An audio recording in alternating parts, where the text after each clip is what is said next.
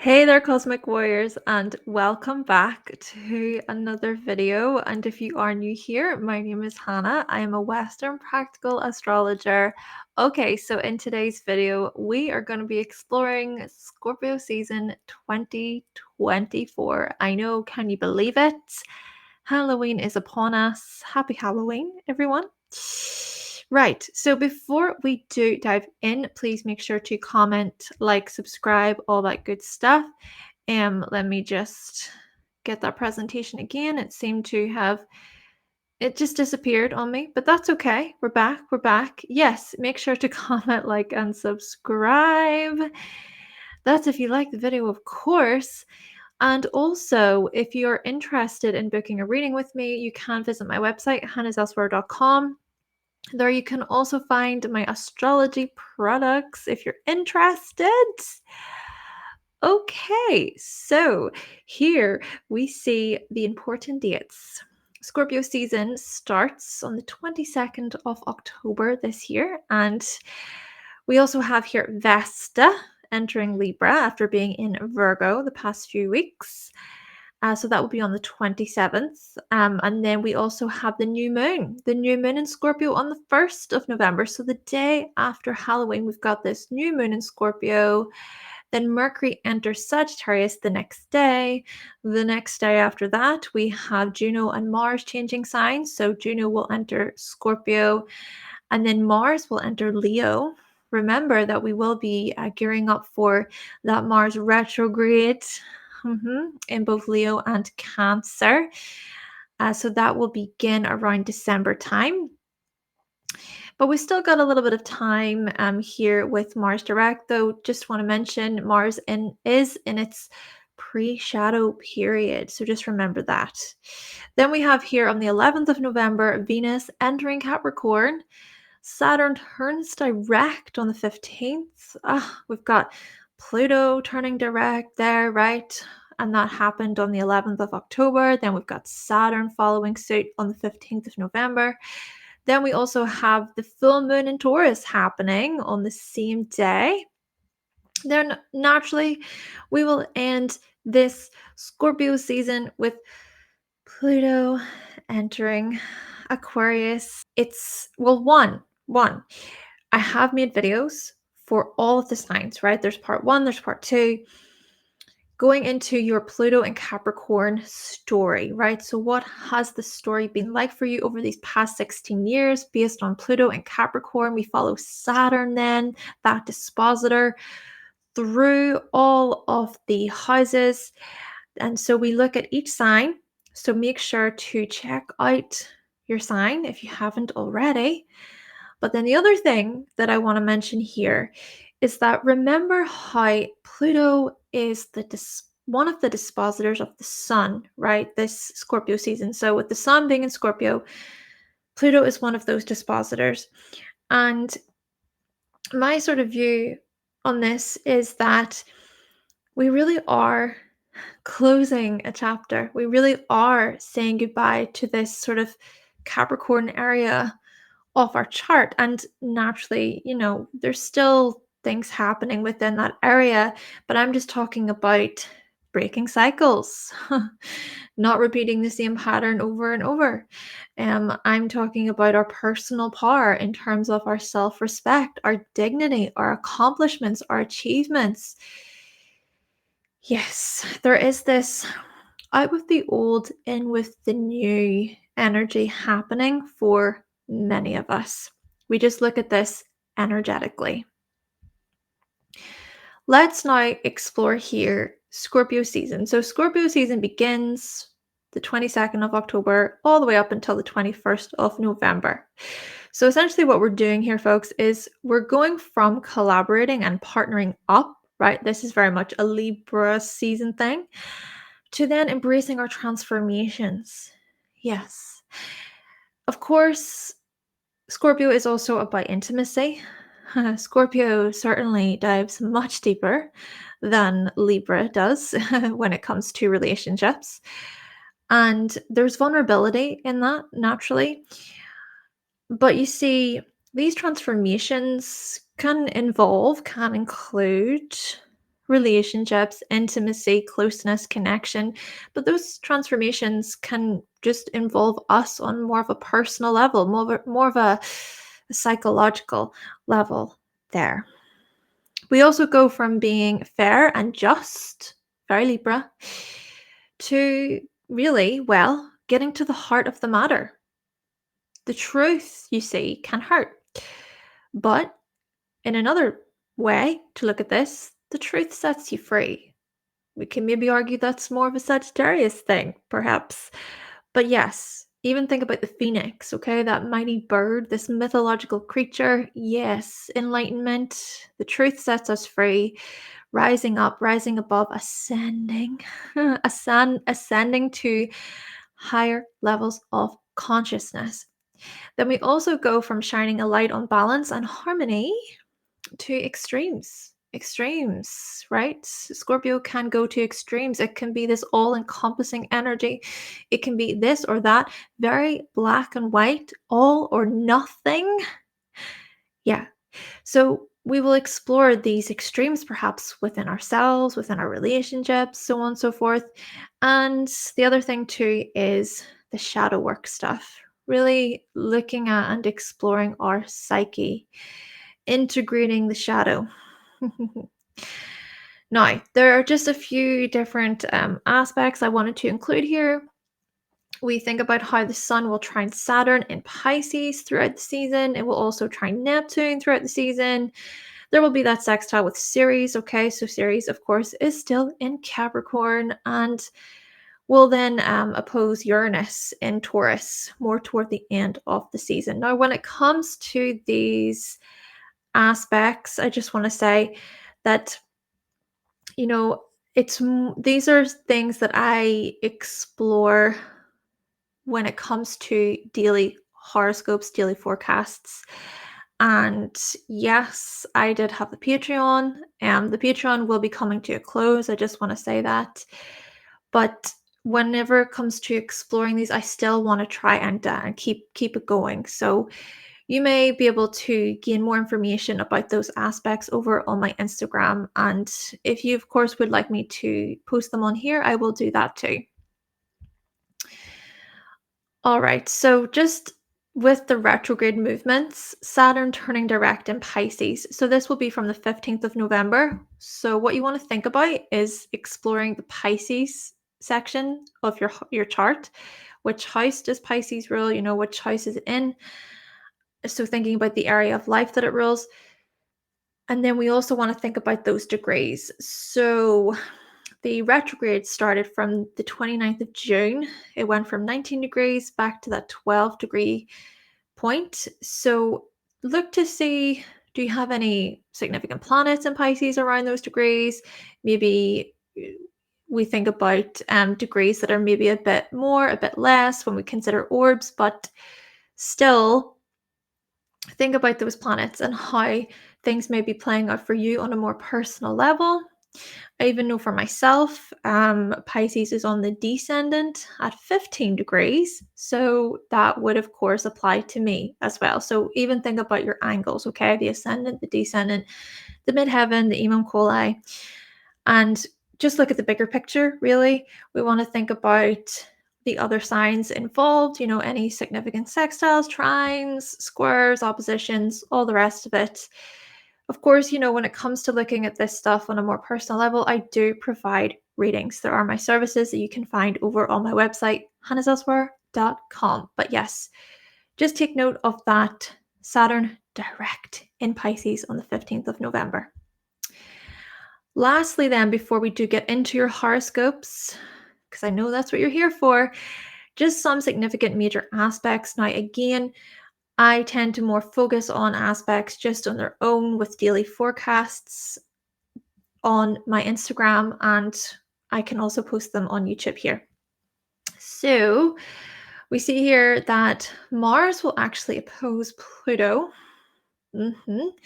Right, so Pluto will be in Capricorn at 29 degrees. Mars will reach that 29th degree in Cancer. There will be that opposition entering in. So as we enter into Scorpio season, that opposition will be very dynamic.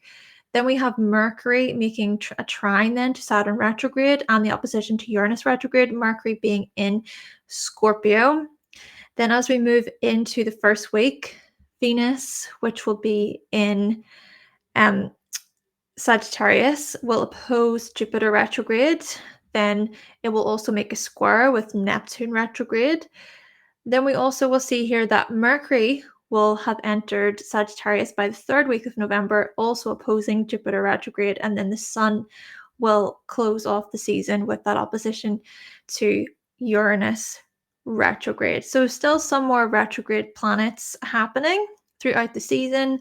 What we're going to do today, just for your horoscopes, is we're going to focus on just a couple of these aspects and kind of communicate those for each of the signs. But again, just if you want more information about what these aspects mean, you can just visit my Instagram, hannahselsewhere, and just to even say here, I also consider the bigger picture when exploring these aspects. Okay, so let's now get into your horoscopes, everyone. Thank you for being here. Okay, Scorpio season horoscopes. First up, we have Aries. What will Scorpio season 2024 usher in for you, Aries? So, first and foremost, we want to think about the sun, right? The sun is so much about our purpose, our direction. So, the sun is shining its light on things like your shadow. We think about integrating the shadow work. We also think about your psyche, really exploring and diving into your psychological urges, compulsions, just even anything that you repress or anything that can hinder your progress. And we also want to consider greater inner power, greater inner resilience and strength on your part. It is indeed a season of transformation for you, Aries. Now, I also want to mention that on the 1st of November, there will be the new moon in Scorpio. So that will be a good opportunity for you to set new intentions to do with your inner strength and your inner resilience there. So yes, that will be on the 1st of November. And then also on the 15th of November, there will be the full moon in Taurus, which will happen in your second house. So that will be about you really seeing things for what they are, right? Gaining clarity about your financial position, about your resources, your earnings there, and even I would say you releasing something to do with your self-worth there. Now, there will be a separate video about the new moon in Scorpio and the full moon in Taurus, just to mention. Now, the other thing I want to say is as you enter Scorpio season this year, Mars and Pluto will oppose one another in your 4th and 10th houses. So, what can this indicate? Well, coming more toward the end of October, we're going to notice here perhaps this power struggle to do with your emotional needs, your emotional world versus your reputation, your public image, thinking about success, thinking about how you wish to progress there in terms of your career path or your vocation. Now, the other thing just to say is this certainly is a part of a chapter that is closing for you. Think about how over the past 16 years you have been transforming when it comes to your career path, your professional life. But this opposition, this 29th degree opposition, could feel like a bit of a blow.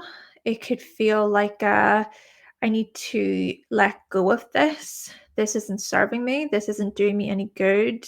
Such matters could then relate to the past, family relationships, strong emotional ties. And again, we think about your emotional needs. What do you need in order to feel safe and protected? And the other thing I would like to mention about the end of October is Mercury will still be in Scorpio. Even just this Mercury and Scorpio energy has been a good opportunity for you to investigate the corners of your mind, to gain the information that you need, to do some investigation, to look underneath the surface. Very insightful, gaining perspective, Aries. But you see, Mercury will also make this trine with Saturn. And so this could be this sort of solidifying sense of urgency.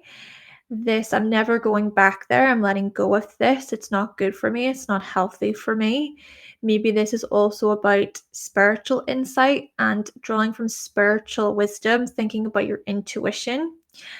And then with Mercury also creating that opposition to Uranus more toward the end of October, we could see for you some breakthroughs, right? Some breakthroughs to do with your self-worth, your self-esteem, and what you value. But such matters could come in quite a shocking, surprising, somewhat jarring way. Let's now move into November, right? So the 2nd of November, we see here for you, Aries, Mercury entering your 9th house.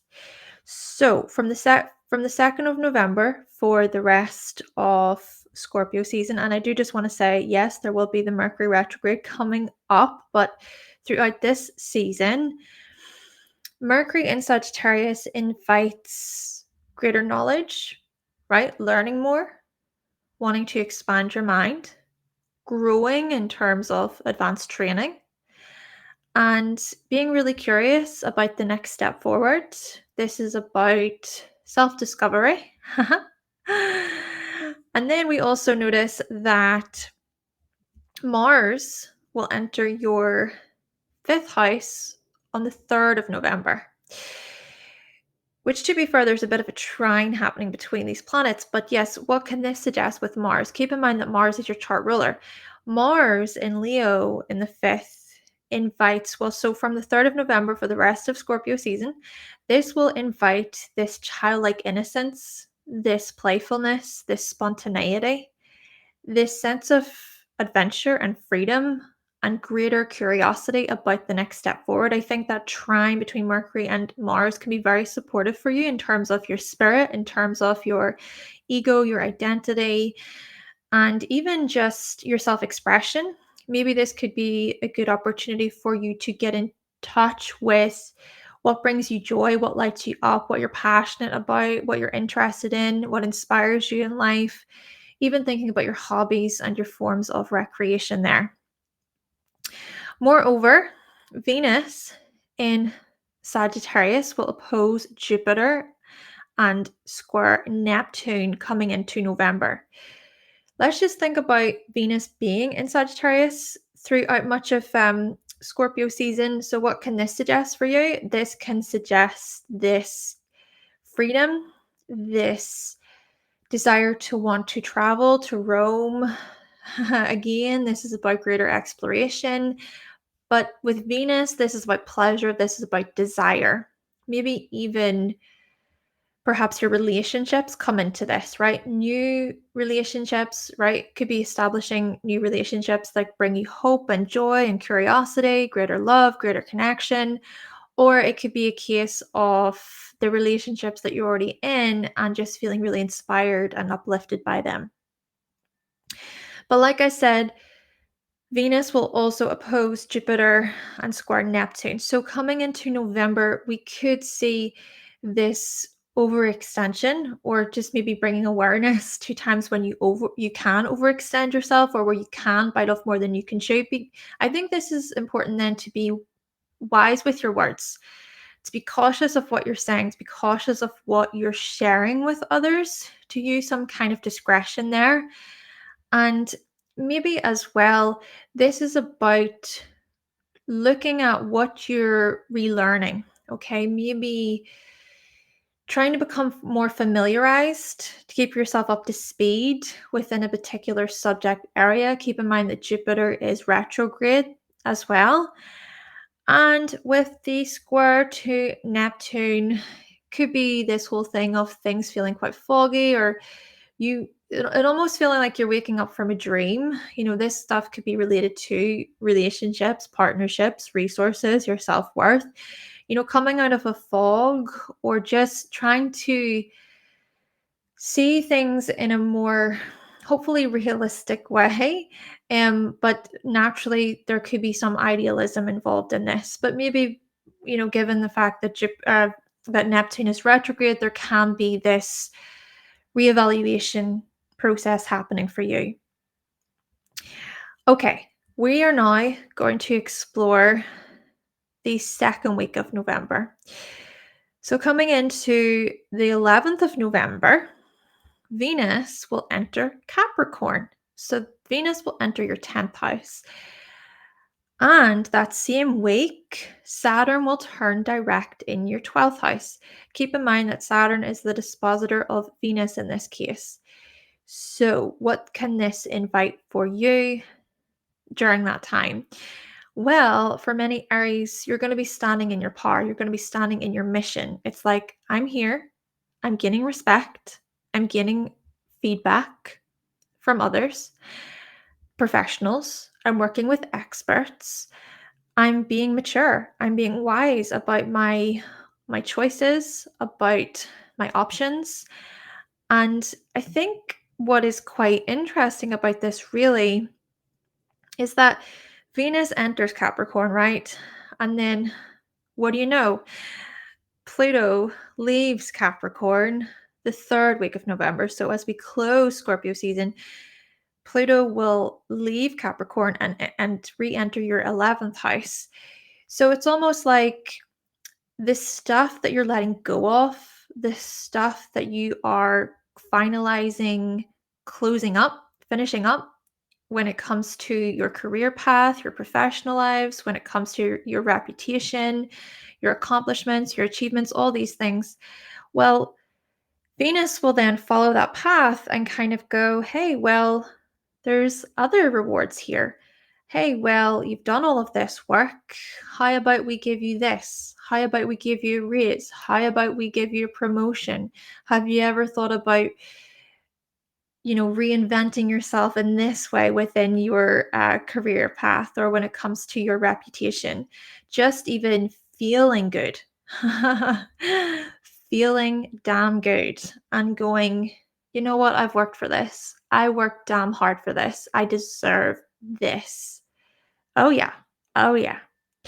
Then we close off Scorpio season with the sun opposing Uranus. So that could be like an identity shift, could feel like an identity crisis, quite honestly. And it kind of makes sense to me because as all of these magnetic changes are happening for you when it comes to quite big things, big, significant future things, long-term plans, and everything else, since all these things are happening and changing for you and you're outgrowing old versions of yourself, it makes sense that a part of the ego is like, oh, I don't know if I can do this. You're just kind of holding on for dear life. But remember that you can do it. You can. You're strong. You're more than capable. You've got this, Aries. And I know, Aries, you're good at giving others a motivational talk, and I'm going to do that for you. Now, to close the season then, Pluto will re-enter Aquarius, where it will stay for its 20-year transit. So this will be on the 19th of November. Well, we have talked about these chapters closing, but what about the new chapter, the new era? You've gotten a flavor of the new era as Pluto dipped in and out of Aquarius throughout 2023 and 2024. But this then is about how you will reinvent yourself in remarkable ways when it comes to the collective, your collective visions, ideals, when it comes to making an impact in the world, wanting to make a difference within the world. This is also about reinventing yourself when it comes to friendships and groups and organizations and just being a team player, Aries. Okay, so we're now going to move on to Taurus. Thank you, Aries. Okay, Taurus. What is happening with you, Taurus, this Scorpio season? Keep in mind that Scorpio opposes you in the zodiac. Let's think about the sun first and foremost, because the sun, well, it's about our direction, it's about our path. So, Scorpio season for you is about shining the light on any unconscious drives, intentions, and motivations within your relationships and your partnerships. Things that you may not see, things that you may find quite difficult, tricky to recognize within yourself. So, this could be about tendencies of taking part in power plays, power struggles with others. This could also be about you coming to terms with your own inner strength and your own inner power and the transformations that can happen whenever you do align quite well with another, or whenever you even enter into a business deal or some sort of contract with another, right? You may find that during Scorpio season, that you can transform and change in magnetic ways whenever you are in partnership. Now, to also follow on from this, the new moon in Scorpio will happen on the 1st of November in your 7th house. So that will be a good opportunity for you to set new intentions, to plant new seeds, to do with the likes of business partnerships, contracts, agreements. Just even thinking about how you collaborate with others, how you can negotiate and connect in this strong, powerful way, where you really feel, you feel like, yes, okay, there is strength found in numbers here. And then we notice that the full moon will happen in your sign on the 15th of November.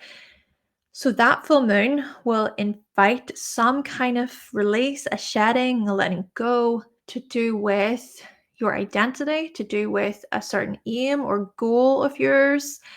And, maybe as well, it will be like this moment of gaining clarity, right? Clarity about the next step, clarity to do with your resources and your earnings there.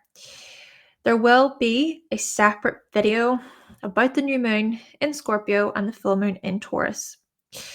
Moving on, as we come more toward the end of October, Mars and Pluto oppose one another in your 3rd and 9th houses, Taurus. So, what can this indicate? It can indicate a kind of power struggle, a tension to do with communication. There could be some really strong opinions and views that you have and that you want to make very much known. It could be this case of truly getting your point across, especially if it is that you feel like you've been hurt in some way, shape, or form, or you've been betrayed. Maybe also this is about disagreements, disputes. There could be this retaliation sort of energy floating about, and maybe such cases and instances will be tied to your siblings, your cousins, childhood friends, classmates, these areas. Yes, words will be very strong around this time period. And maybe in this way, it is good to be somewhat cautious or mindful about the kinds of information you share or listen to, or even the feedback that gets back to you through others. Yes, it could feel a bit tense, but maybe as well, a part of it is how you can rise above, okay? How you can come at things from a more higher angle, from a more, I suppose you could say, enlightened angle. And I'm not saying this as a way to indicate that you're above others, or you're being morally superior. It's just more about being able to just focus on, what, I've learned this and I'm not going to fall back into these old patterns and themes, right? You can hopefully break certain cycles and patterns there. Okay, so Mercury then will also be in Scorpio here. So as we enter Scorpio season with Mercury in the seventh house, we notice for you that when it comes to relationships or partnerships, you're wanting to really communicate in a more deeper way. You're wanting to get to the core, get to the heart of certain subjects, especially if those subjects come with certain issues or conflicts or disagreements, if there's any sort of discord. And maybe as well, this is about forming greater connection and greater bonds that are based on loyalty there with Mercury and Scorpio in the seventh. With that then being said, Mercury will trine Saturn more toward the end of October. So, with that particular trine, this stuff to do with getting to the heart, getting to the root of a matter, may be connected in with friendships, teams, organizations, firms, institutions, right? So, just thinking about groups there, groups that you're a part of. And, maybe you'll be able to reach some kind of resolve, or things can be a bit more emotionally healthy with that trine. But then we also see that Mercury will oppose Uranus here toward the end of October as well.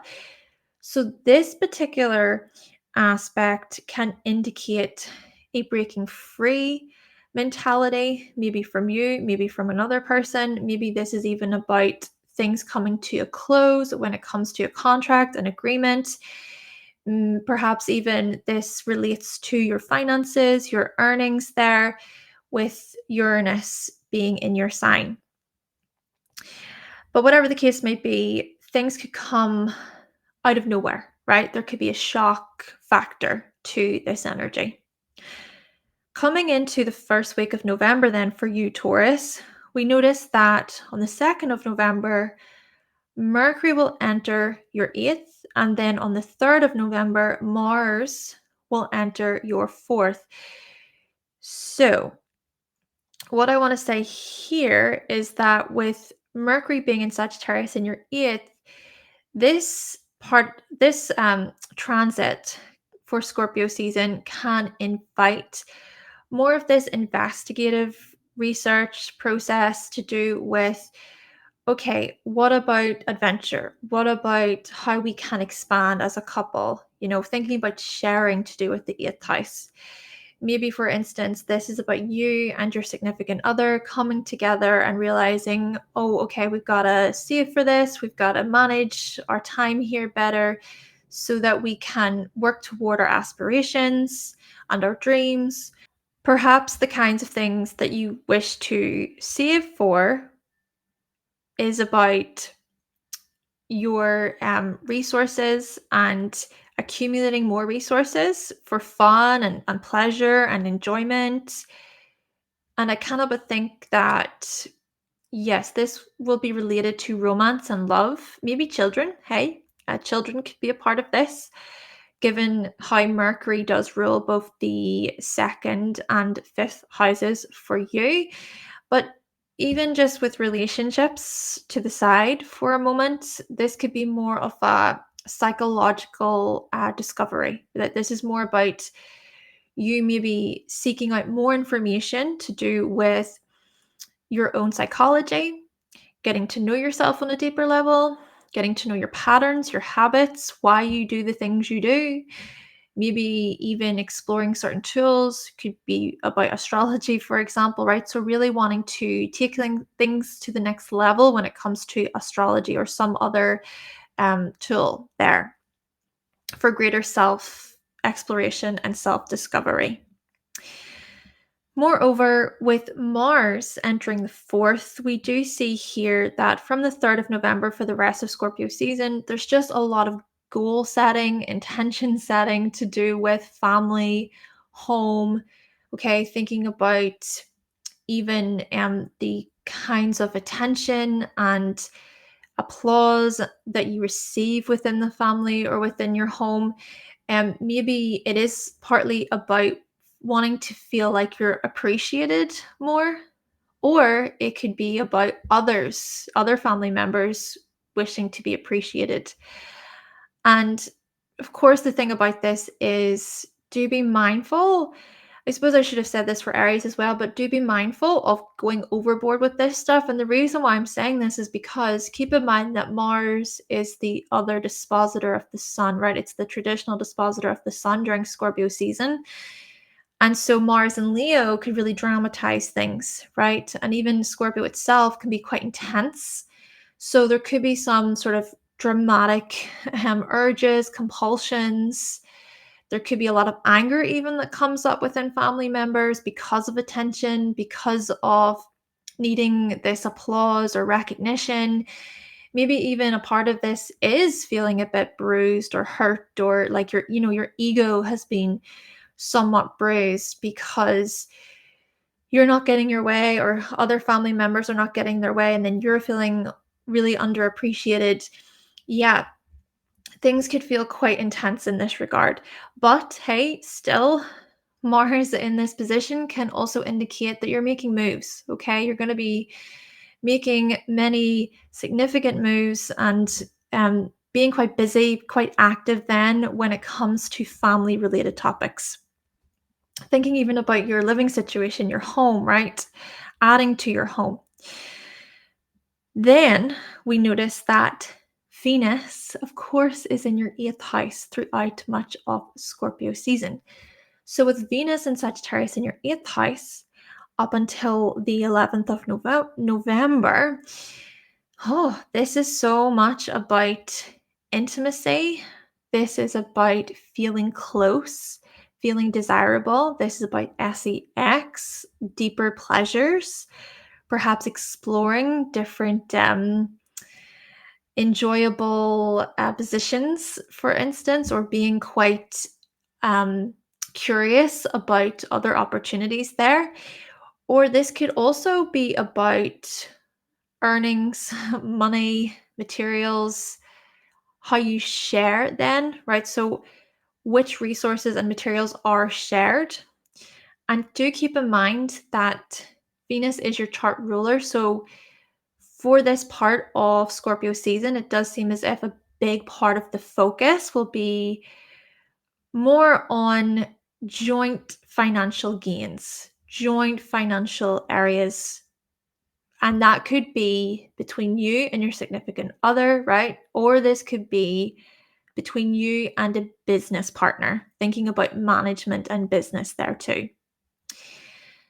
Even just to follow on from this point, I would like to mention with the first week of November, okay, with Mercury and Mars making that trine to each other, we could see here you being quite assertive about family things so that materials and resources can be accumulated in a more hopeful, positive way. It's sort of like, okay, well, this needs to change so that we can live a more rewarding and fruitful life, right? So, really thinking about the future, thinking about your aspirations. Moreover, with Venus making an opposition to Jupiter retrograde and that square to Neptune retrograde, so around the first week of November, we could see for you just being a bit mindful about resources and materials. What I'm getting from this is you perhaps getting carried away with yourself, right? Venus is your chart ruler. So getting carried away with yourself to want to make things happen to do with your future and everything else, right? And that's all good. But Jupiter retrograde sort of says, think it through. You could just get a little bit carried away, swept away by all of the materials, all the goods, all the resources, etc. But Jupiter retrograde, I think, serves as a reminder of, okay, but how can we maybe just think about this from other angles, maybe to weigh out your options, to weigh out the pros and the cons, just to take a closer look at what you can physically, realistically do. But again, that could be quite tricky, maybe because Jupiter here in this position can indicate having all of these ideas and just your mind running away with itself slightly there. And then also with the square to Neptune, perhaps there's something about feeling this sense of pressure or even idealizing matters related to the future, your hopes and your wishes. What I'm getting from this is try and just stay focused on what you want. This is what I'm getting from this. I'm sort of getting this feeling of, well, everybody else is doing this and everybody else, on social media or Instagram is purchasing this, that, and the other, or this person's life and that person's life. But what about your life, right? And the North Node, even in Aries, serves as a reminder for you here, Taurus, that really it's about staying in your own lane. Really, it's about, okay, I got to focus on my own path, my own materials, my own resources. Just remember to bring it back to the self, because I do think a part of it will be you getting carried away, and maybe that will trigger all sorts of potential, insecurities, feelings of inadequacy, fears of losing out. All of this stuff could occur, and it's like, no, no, no, no, no, you're doing great. Just keep following this path. You're doing amazing. Then we come to this third week, okay? So the 11th of November, Venus will enter Capricorn.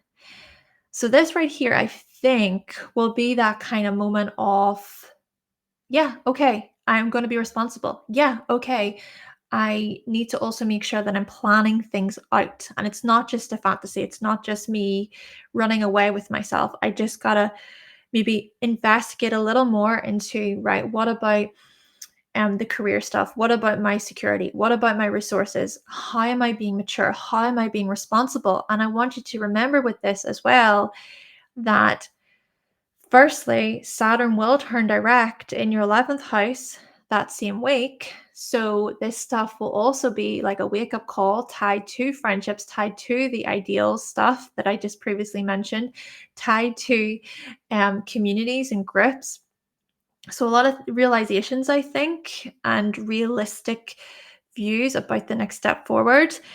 But also, I think because Pluto is finishing up in your 9th house, I think that you're really starting to see things for what they are on a more bigger picture scale. And I think your worldviews have been transforming and changing over these past 16 years. I think your beliefs have been changing strongly. Your morals even have been like screaming at you. It's more about, okay, what are your principles? What are your values? Can you hold space for that? And just remember that. Remember to not give in to the pressure of everything else going on out there and just focus more on, okay, this is what I appreciate. This is what I value. This is what I've been working hard at. So I think many epiphanies could come up for you. And then, of course, with Venus also being in Capricorn in the 9th, this could even be about you wanting to maybe learn something new or to further your mind, to further your education, just to become more familiar with other subjects, or to enhance your knowledge in some way, shape, or form, so that you then have those credentials. There's something here about you really taking a responsible, dedicated stance and then wanting to build. Now, the sun will also oppose Uranus retrograde the third week of Scorpio season. So that could very well be this identity breakthrough about partnerships. You coming to terms with, okay, these are my values and the values of others may differ to mine. Or this could be about, I'm not really aligned very much with this other person's values. So I need to think about myself and to make myself a priority here. So again, we bring it back to the self in some respects. Then with Pluto re-entering Aquarius on the 19th of November, closing the season. Oh yeah, well, you've got a taster of what's to come over the past couple of years, Taurus. We see then you really changing and transforming when it comes to your career path, your professional lives, your achievements, your long-term goals. And such things will continue to unfold and unravel over the next coming years as Pluto transits your 10th house. This is about reinventing yourself when it comes to, well, how you show up in front of the public. Thank you very much, Taurus. And now we're going to move on to Gemini. Okay, moving on to Gemini. All right, Gemini. So, what can Scorpio season usher in for you? So, whenever we explore the sun is so much about our purpose and our direction. So, the sun here is shining its light on things like your health. We could see significant shifts and changes to do with your physical health. We could also see here transformations and renewals to do with your working life, your schedules, your routines. Maybe even such things will have serious impacts on your body, or this is about your body and your health. And so making adjustments to your routines and schedules can be helpful to you. And perhaps as well, the sun is shining its light on coworker relationships, right? So thinking about coworkers, colleagues, employees, employers, even. There could be significant renewals and changes there, transformations there for you. Now, we also want to explore how the new moon is going to happen on the 1st of November in the 6th. So this will be a good opportunity, Gemini, for you to set new intentions to do with your working life, to do with schedules and routines there. And naturally, a part of this could be about feeling greater empowerment, or a part of this could be about investigating or doing a lot of research and really getting to the heart of a matter, the heart of an issue. This could be about a lot of research going into the work that you do, and then noticing how much you're going to really change there because of that. Or getting to the heart of the matter could be tied to that of those co-worker relationships. Getting to the truth.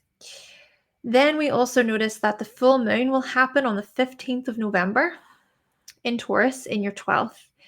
So that period, that time will be about a kind of release to do with, well, truly relaxing, okay? Relaxation, rest, recovery, taking time away from the public eye, maybe just needing some space to indulge a little bit, to go behind the scenes there. There could be some kind of clarity there as well present to do with these areas. Now, there will be a video about the new moon in Scorpio and the full moon in Taurus. Moving on then to this Mars-Pluto opposition. So there will be the Mars-Pluto opposition between Pluto in Capricorn and Mars in Cancer, and this will be coming into Scorpio season, right? So thinking about more the end of October. So what can this opposition mean for you or suggest for you?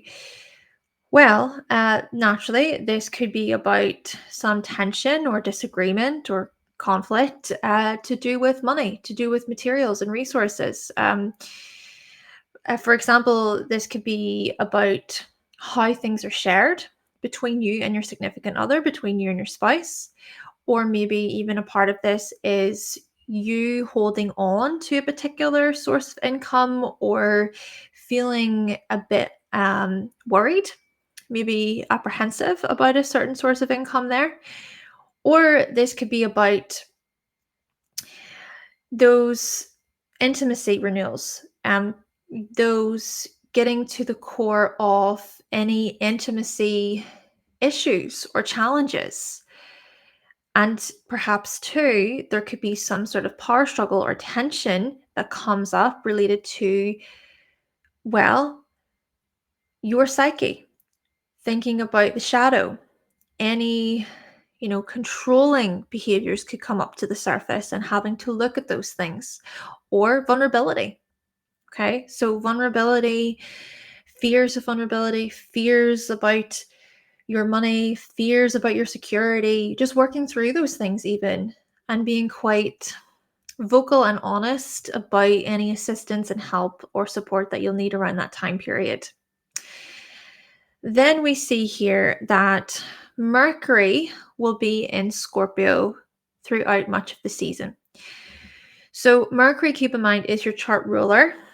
And with Mercury being in Scorpio in the 6th house for you throughout a bit of a Scorpio season, this is where we notice, okay, you going to your employer or going to an employee and having that conversation, right? Having that necessary conversation, about your routines, about your schedules, or maybe this is about you wanting to learning more on the job, and maybe such things can help with the promotion or help you work up in some way, shape, or form within your role. Or, Mercury here in Scorpio could more so be about your mental health, right? Your mental well-being, and making that a big priority actually for you throughout much of the season.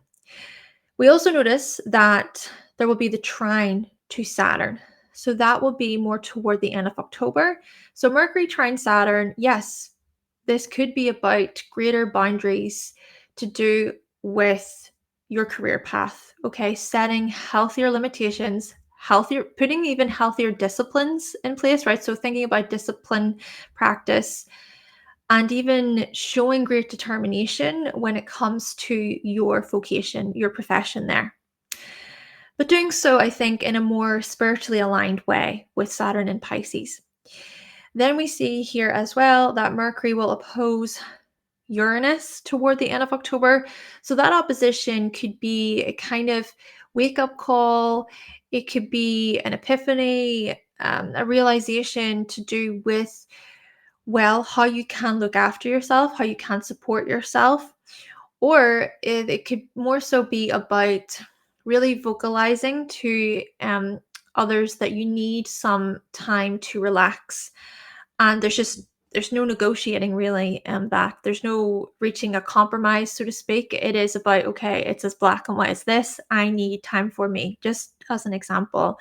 But then, even a part of this could be more so about certain psychological breakthroughs. This could be about certain fears that you overcome, or certain ways that you surprise yourself even when it comes to your fears. And those fears could also be then tied in with your security and your resources with Uranus in Taurus. Moving on to the first week of November. So on the 2nd of November, your chart ruler enters your 7th house, okay? So Mercury enters Sagittarius in the 7th, and then also Mars will move into your 3rd. Mars will enter Leo. So what could this indicate? Well, this energy could invite some kind of negotiation, adjustments, exploring your horizons, reaching out into unfamiliar territories when it comes to business. So whenever we look to Mercury in the 7th, this could be about you just wanting to grow in your knowledge, to grow in your wisdom when it comes to the likes of business, management, when it comes to collaborations, partnerships. And with Mars then also entering the 3rd, this is about confident communication. This, I think, is about really communicating what you want in a very direct way, in a self-assured way, perhaps even gaining some kind of recognition for being funny or inquisitive, very informative. You could be highly engaging actually around this time period, Gemini, where you are being very expressive and just communicative. Could be a good time to socialize, could be a good time to meet new people, and to, yeah, as I was saying earlier, right, to collaborate with others, and to open yourself up to new opportunities for growth there, Gemini. Moreover, what I want to say about this is Mars in the third house could indicate goal setting to do with your local area, right? So thinking about vehicles, driving, thinking about upgrades there to do with commuting, maybe even short distance trips. Okay, so short distance travel could be a big priority for you. How to make things exciting, just how to have fun, how to enjoy yourself more within your local area, essentially, there, Gemini. Then we also see that um, Venus will be in Sagittarius around this time period. So coming into Scorpio season, for much of the season, Venus will be in your seventh. Good time for relating, good time to really connect with others, maybe connecting more on a broader scale, a wider scale. Perhaps even this is about the pleasure and the enjoyment that you get being with your significant other, or recognizing that your partner is really growing in their own knowledge and there's so much more to learn from them. There's just something here about traveling and exploring and doing things outside of your comfort zone with your significant other. Then we also want to explore that coming into November, Venus will oppose Jupiter and square Neptune. Right. So with the opposition to Jupiter coming into November, it could be this whole thing of just to be mindful of the information that you believe. Okay, who are you getting your information from? What I'm even getting from this is this gossipy energy, this spreading information about energy, and you then as the Gemini, maybe with Jupiter being retrograde, it's important to use discretion. Discernment rather. Discernment is the word. It's important to use discernment. It's important to step back and to really ask yourself, is this information true? Should I believe this? Maybe even a part of this is to be mindful of how you might get carried away, right? How your own mouth, so to speak, might get carried away within relationships, or as you deliver information to others. Just, yes, to be somewhat cautious of the facts and figures and data there a bit, Gemini. Now, with the opposition to Neptune, this could also be about certain projections or ideals to do with your career path, your successes, your accomplishments. What I'm even getting from this is just to be cautious, Gemini, of how much you're juggling, how much you're carrying, how much you're doing. Especially with Jupiter in your first house right now, it could feel like you're just spreading yourself way too wide.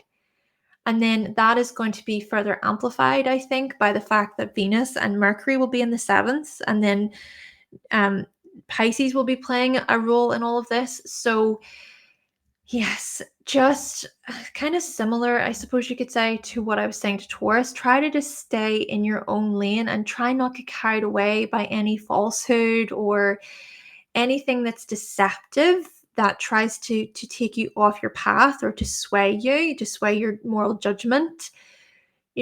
Try and just focus in on what are the priorities for you. What is a major priority for you during this time, and what can wait until another stage? Time management, I think, and organization can be tricky areas for you here around this time period, Gemini. But we further want to explore that Venus will enter the 8th house for you on the 11th of November. So coming into the second week of November, Venus will be in Capricorn. Saturn will also turn direct in your 10th house. Saturn is the dispositor of Venus. So what can this indicate? Actually, so much more clarity, things being a bit more grounded when it comes to the shared resource stuff, investments, other people's money, your partner's money.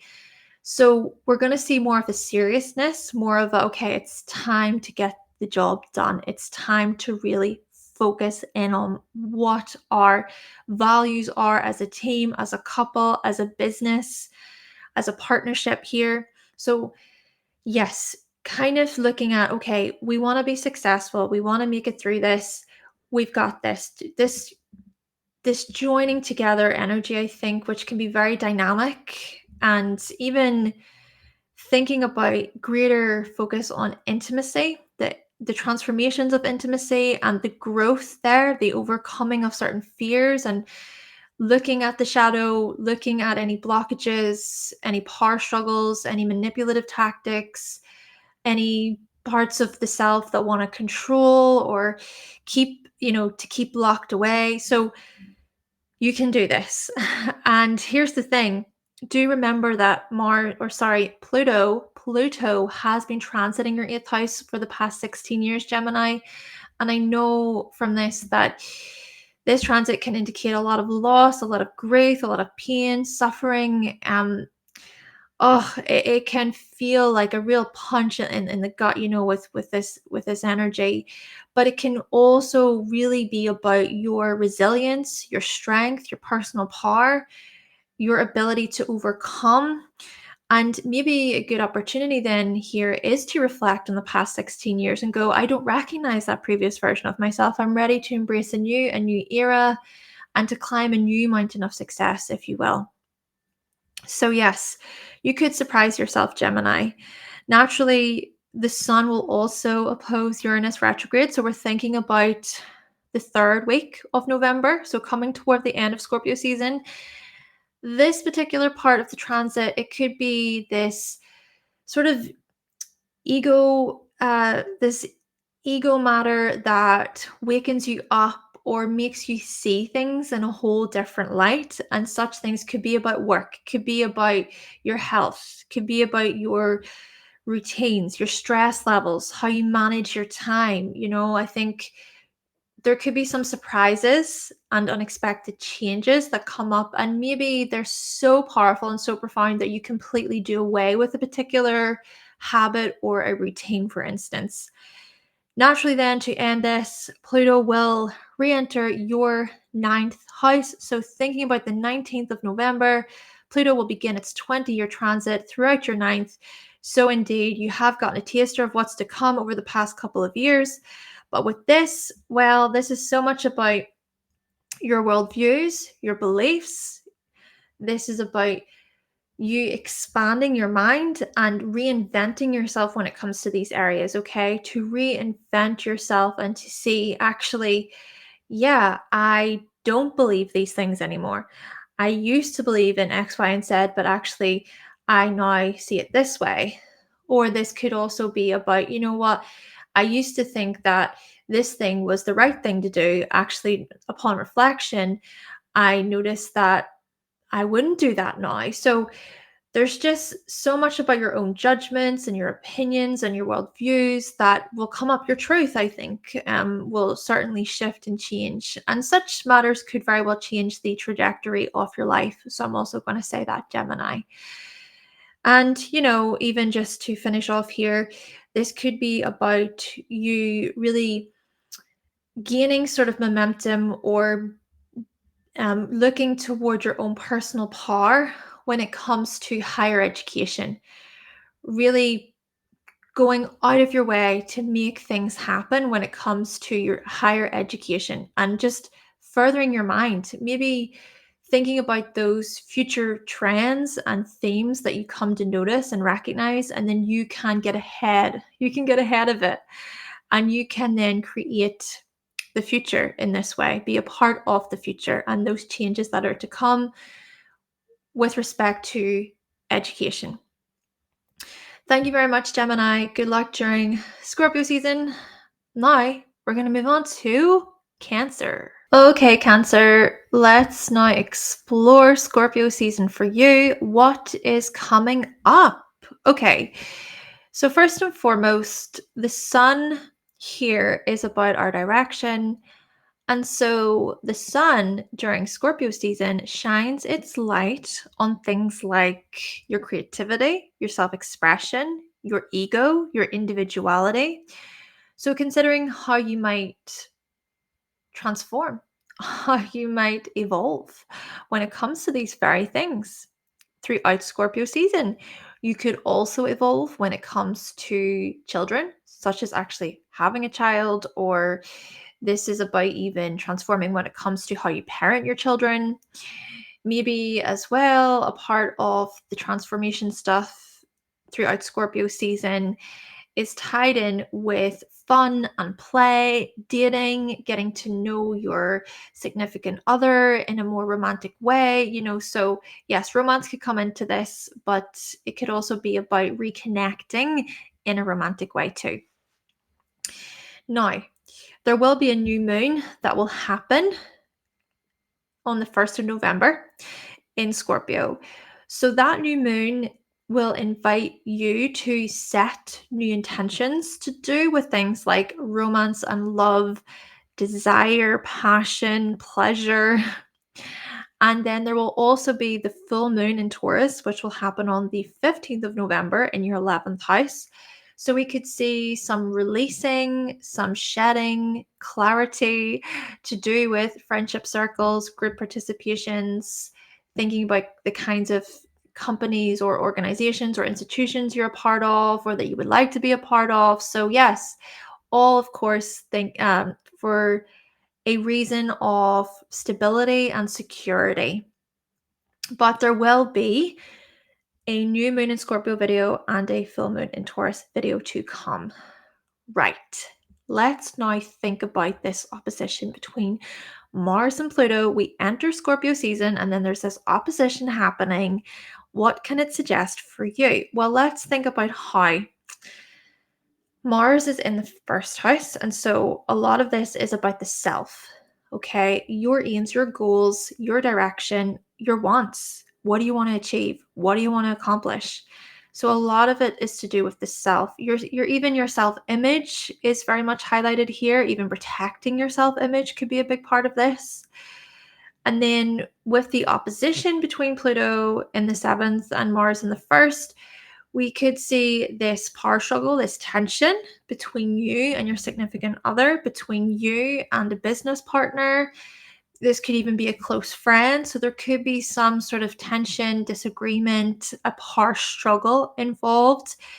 Naturally, this could also be about a resolution, coming up with a solution so that things can function and operate in a more sort of healthy, balanced way. Okay. Then we notice that Mercury is in Scorpio for a good portion of Scorpio season. And so Mercury is in your 6th house. Or sorry, my apologies, your 5th house, Cancer. So with Mercury being in Scorpio here in your 5th, throughout Scorpio season, we could see significant conversations and chats with your romantic partner. This could be a case of you getting to the heart of a matter when it comes to children, when it comes to how you enjoy each other's time, how you spend time together with your romantic partner. Then again, this could be about a passion, right? Some kind of passion or a drive within you when it comes to your creativity, when it comes to your interests and your free time. So, yes, conversations and discussions related to these very areas. Then, toward the end of October, with Mercury making that trine with Saturn, this could invite perhaps get greater clarity to do with travel, to do with further exploration. Maybe this is about you wanting to explore or travel with your romantic partner, and then you're really having those conversations. Or this could be about a certain course or program that you really want to join. And then again, it's about those discussions. It's really about you coming together and discussing those plans and those potential commitments with another. Then again, this stuff could also be about just freedom, enjoyment, pleasure, interest, intrigue.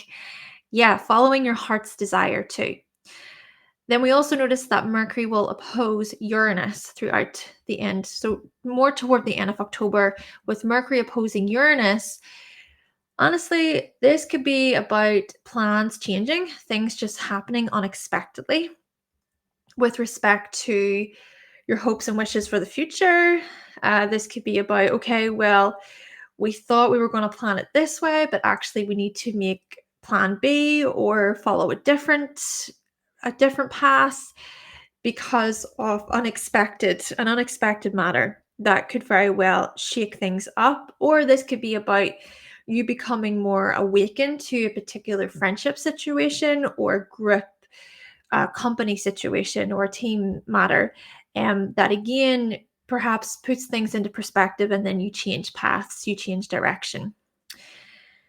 Okay, then we also want to think about the first week of November. Okay, so on the second week of November, Mercury will enter your sixth, and on the 3rd of November, Mars will enter your second.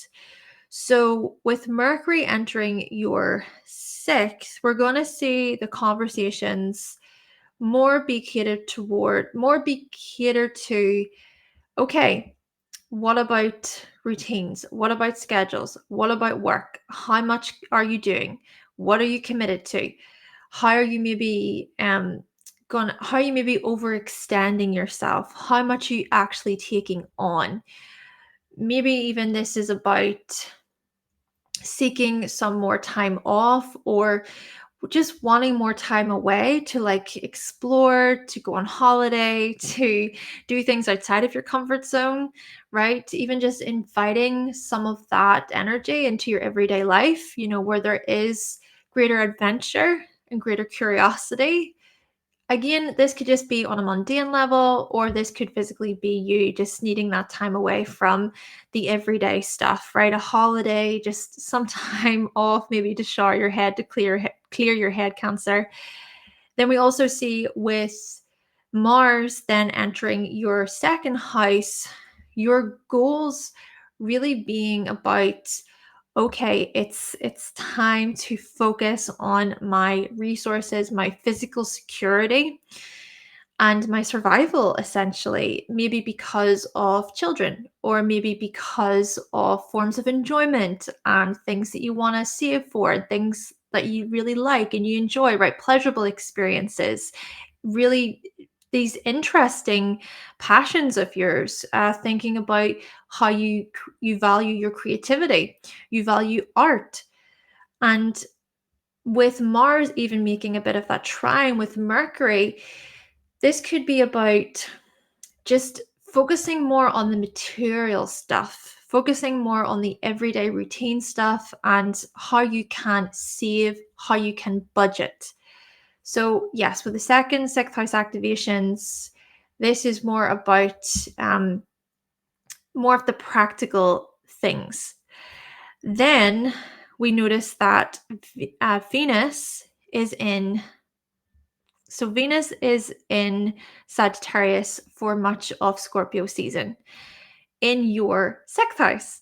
So already throughout Scorpio season, there is more of a value that is placed onto that of your work, your services. Perhaps this is even about self-care, or there's greater indulgence and desire to do with your everyday stuff, your everyday habits and routines.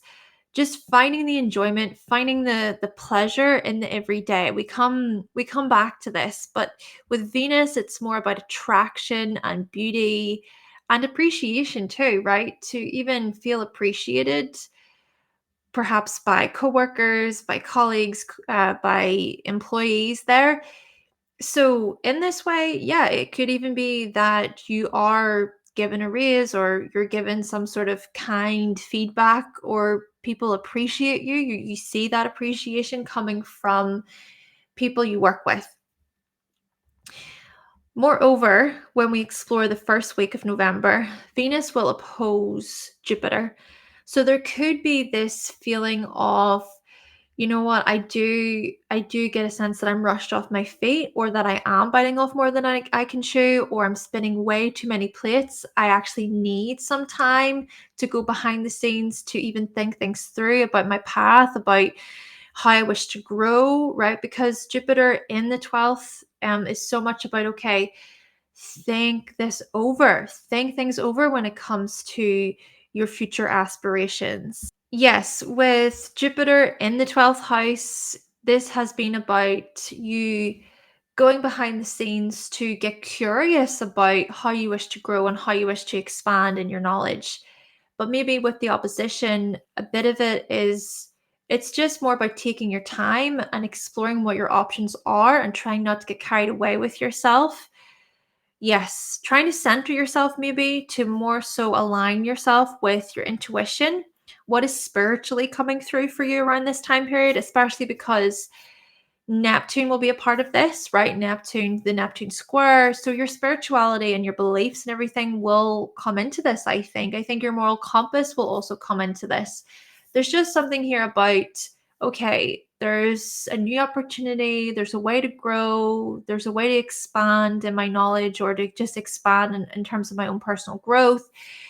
But that energy around the first week of November could just be a time period of just take a pause or think it through before you embark on the next step.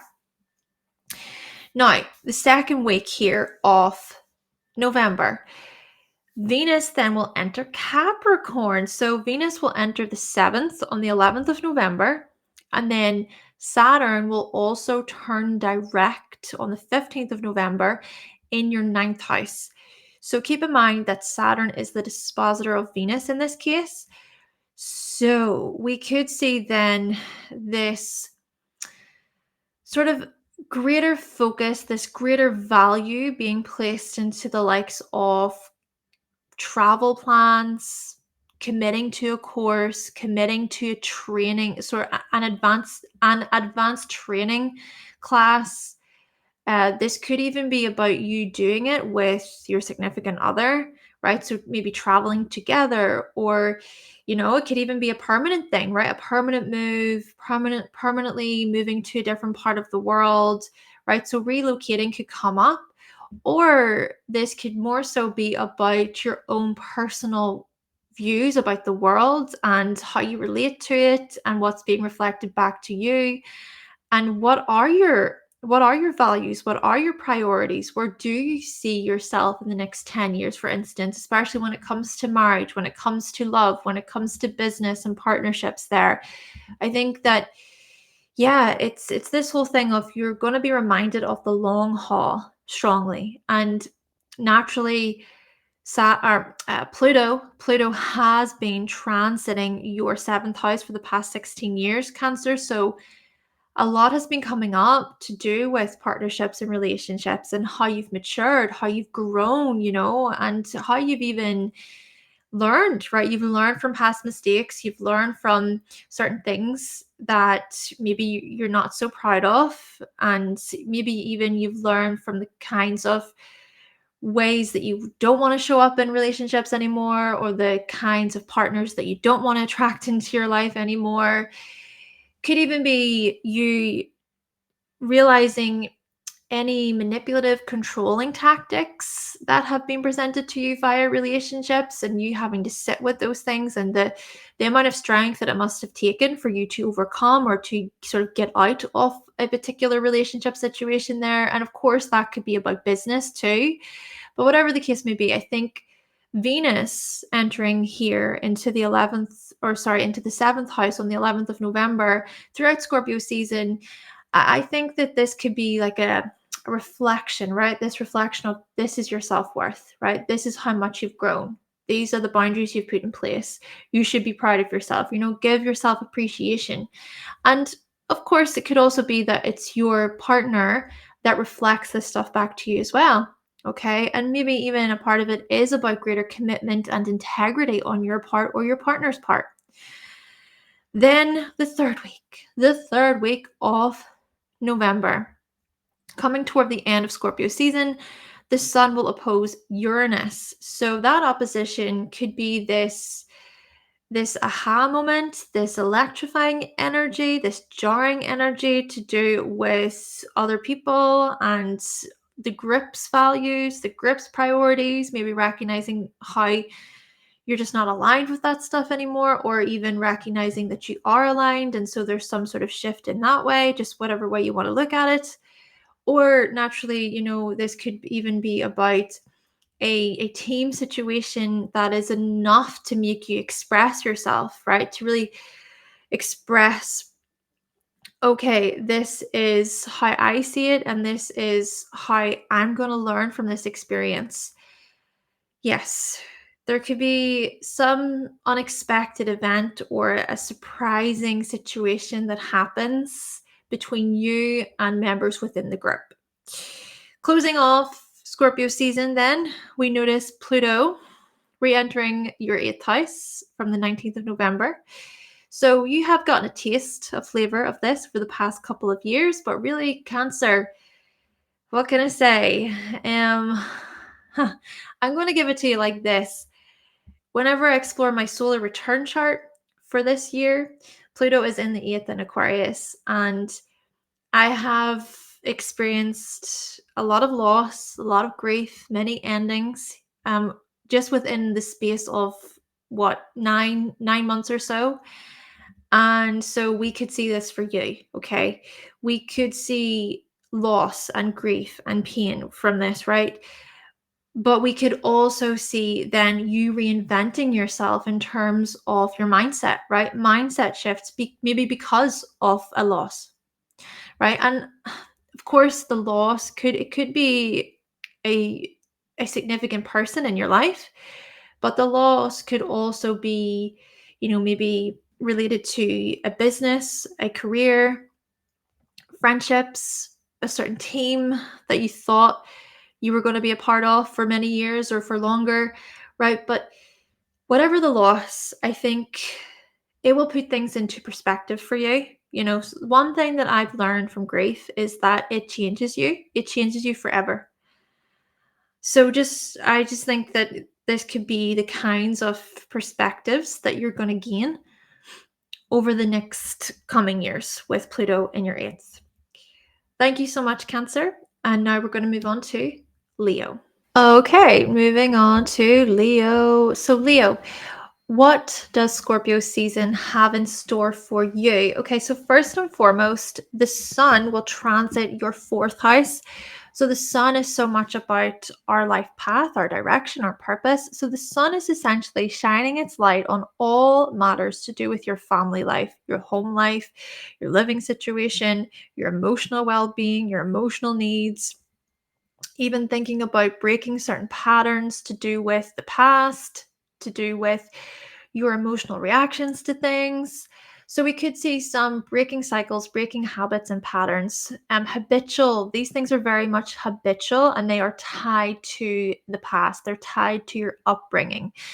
Yes, so Scorpio season is going to usher in a lot of renewal and changes in this regard for you.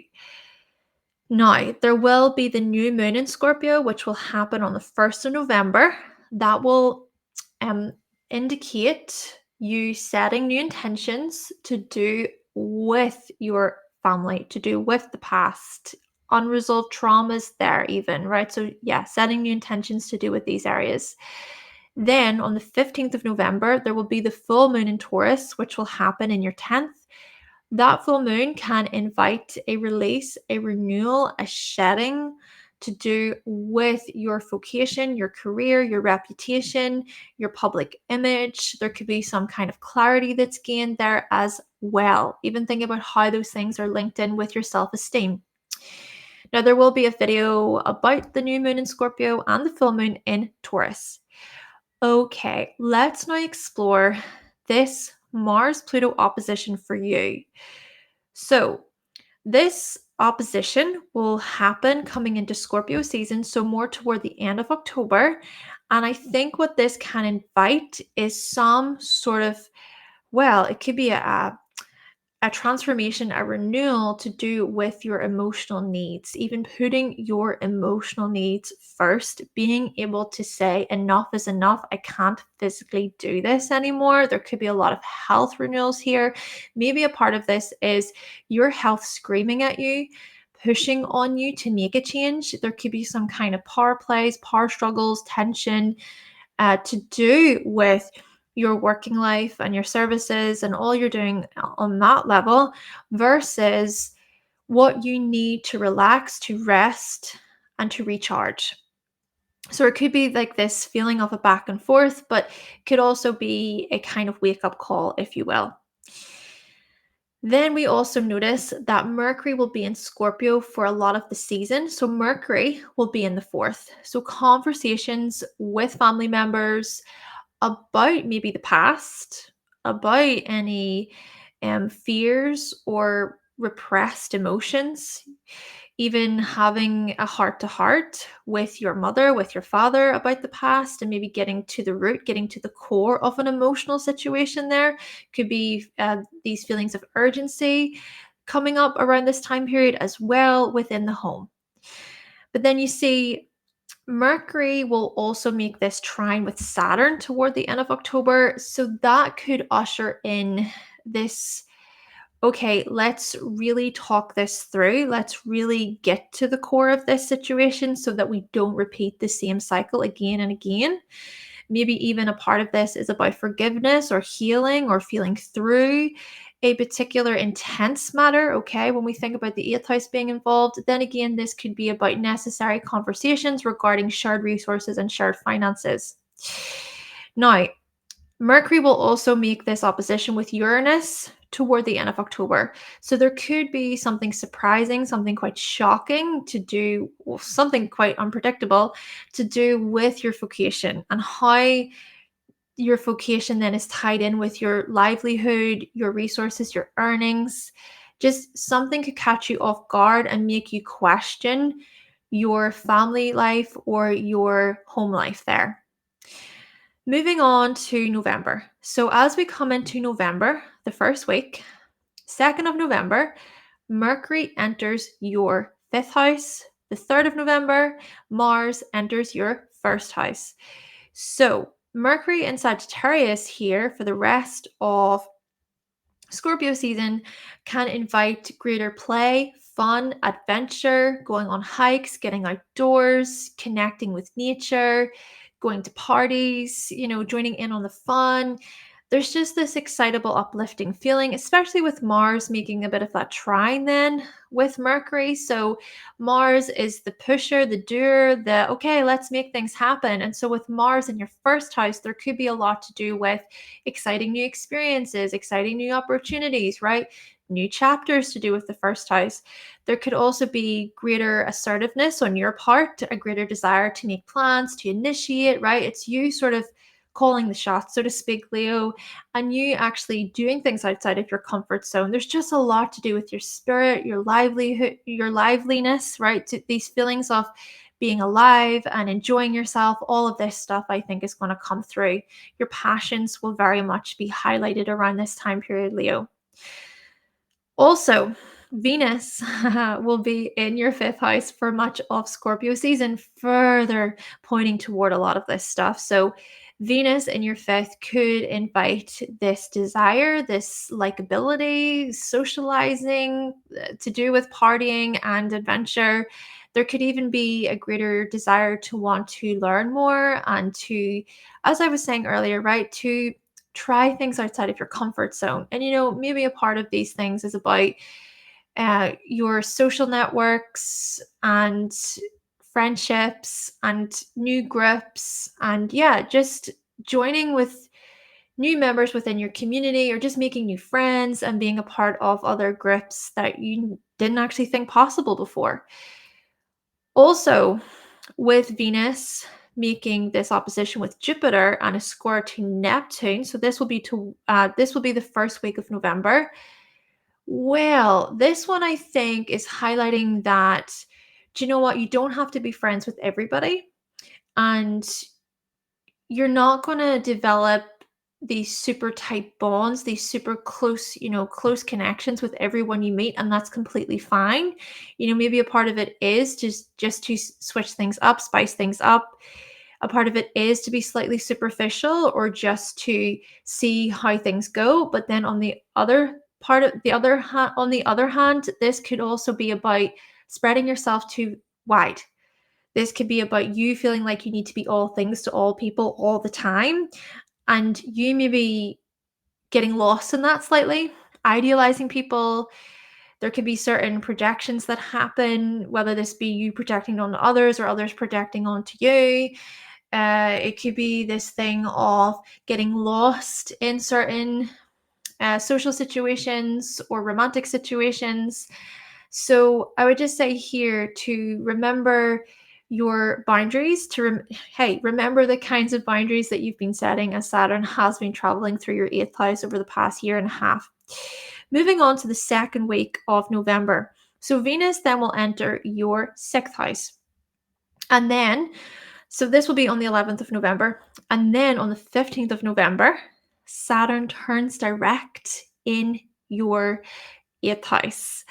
And Saturn is the dispositor of Venus in this case. So what we're going to see for you then perhaps is that with Venus entering your 6th house, maybe seeing what can be realistically and practically built for the long haul when it comes to your routines and your schedules and your services.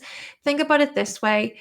Pluto in your 6th house over the past 16 years has been acting as this clearing out energy. It's this whole thing of out with the old, in with the new. This structure isn't working. This way of doing things no longer serves me. I need to think about my health. I need to think about my future.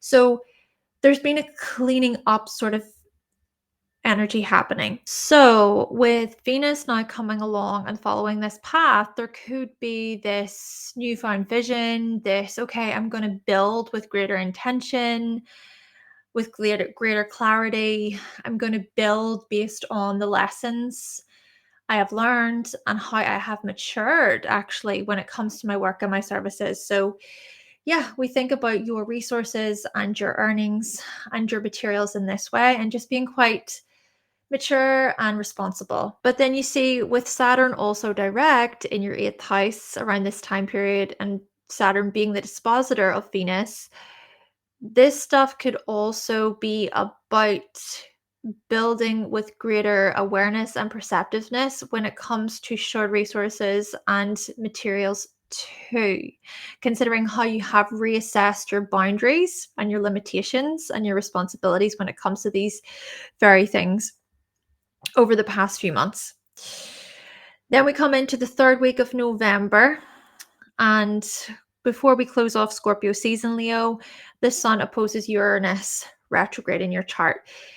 This could very well indicate some kind of breakthrough or an epiphany, a realization to do with career progression or to do with even just how you're not aligned anymore with a particular priority or value or even a skill set. Maybe you wish to make changes, or it's that you embark on a whole new journey. Maybe it's even that the unexpected wakens you up slightly, and that is to do with family. It's to do with your home life in some way, shape, or form. Naturally, then with Pluto also re-entering your 7th house on the 19th of November, where it will stay for the next 20 years or so. Well, a new era is on the horizon, Leo. A new era to do with relationships and reinventing yourself, actually, when it comes to relationships and partnerships. We could see significant new shifts over the next 20 years to do with connection, togetherness, and community. Okay, Leo, so that's you. Thank you so much. And now we're going to move our attention to Virgo. Okay, Virgo, so let's now turn to you. What does Scorpio season have in store for you this year? Well, firstly, let's think about where the sun is. The sun is in your 3rd house throughout Scorpio season. The thing about the sun is that it is so much about our purpose and our direction.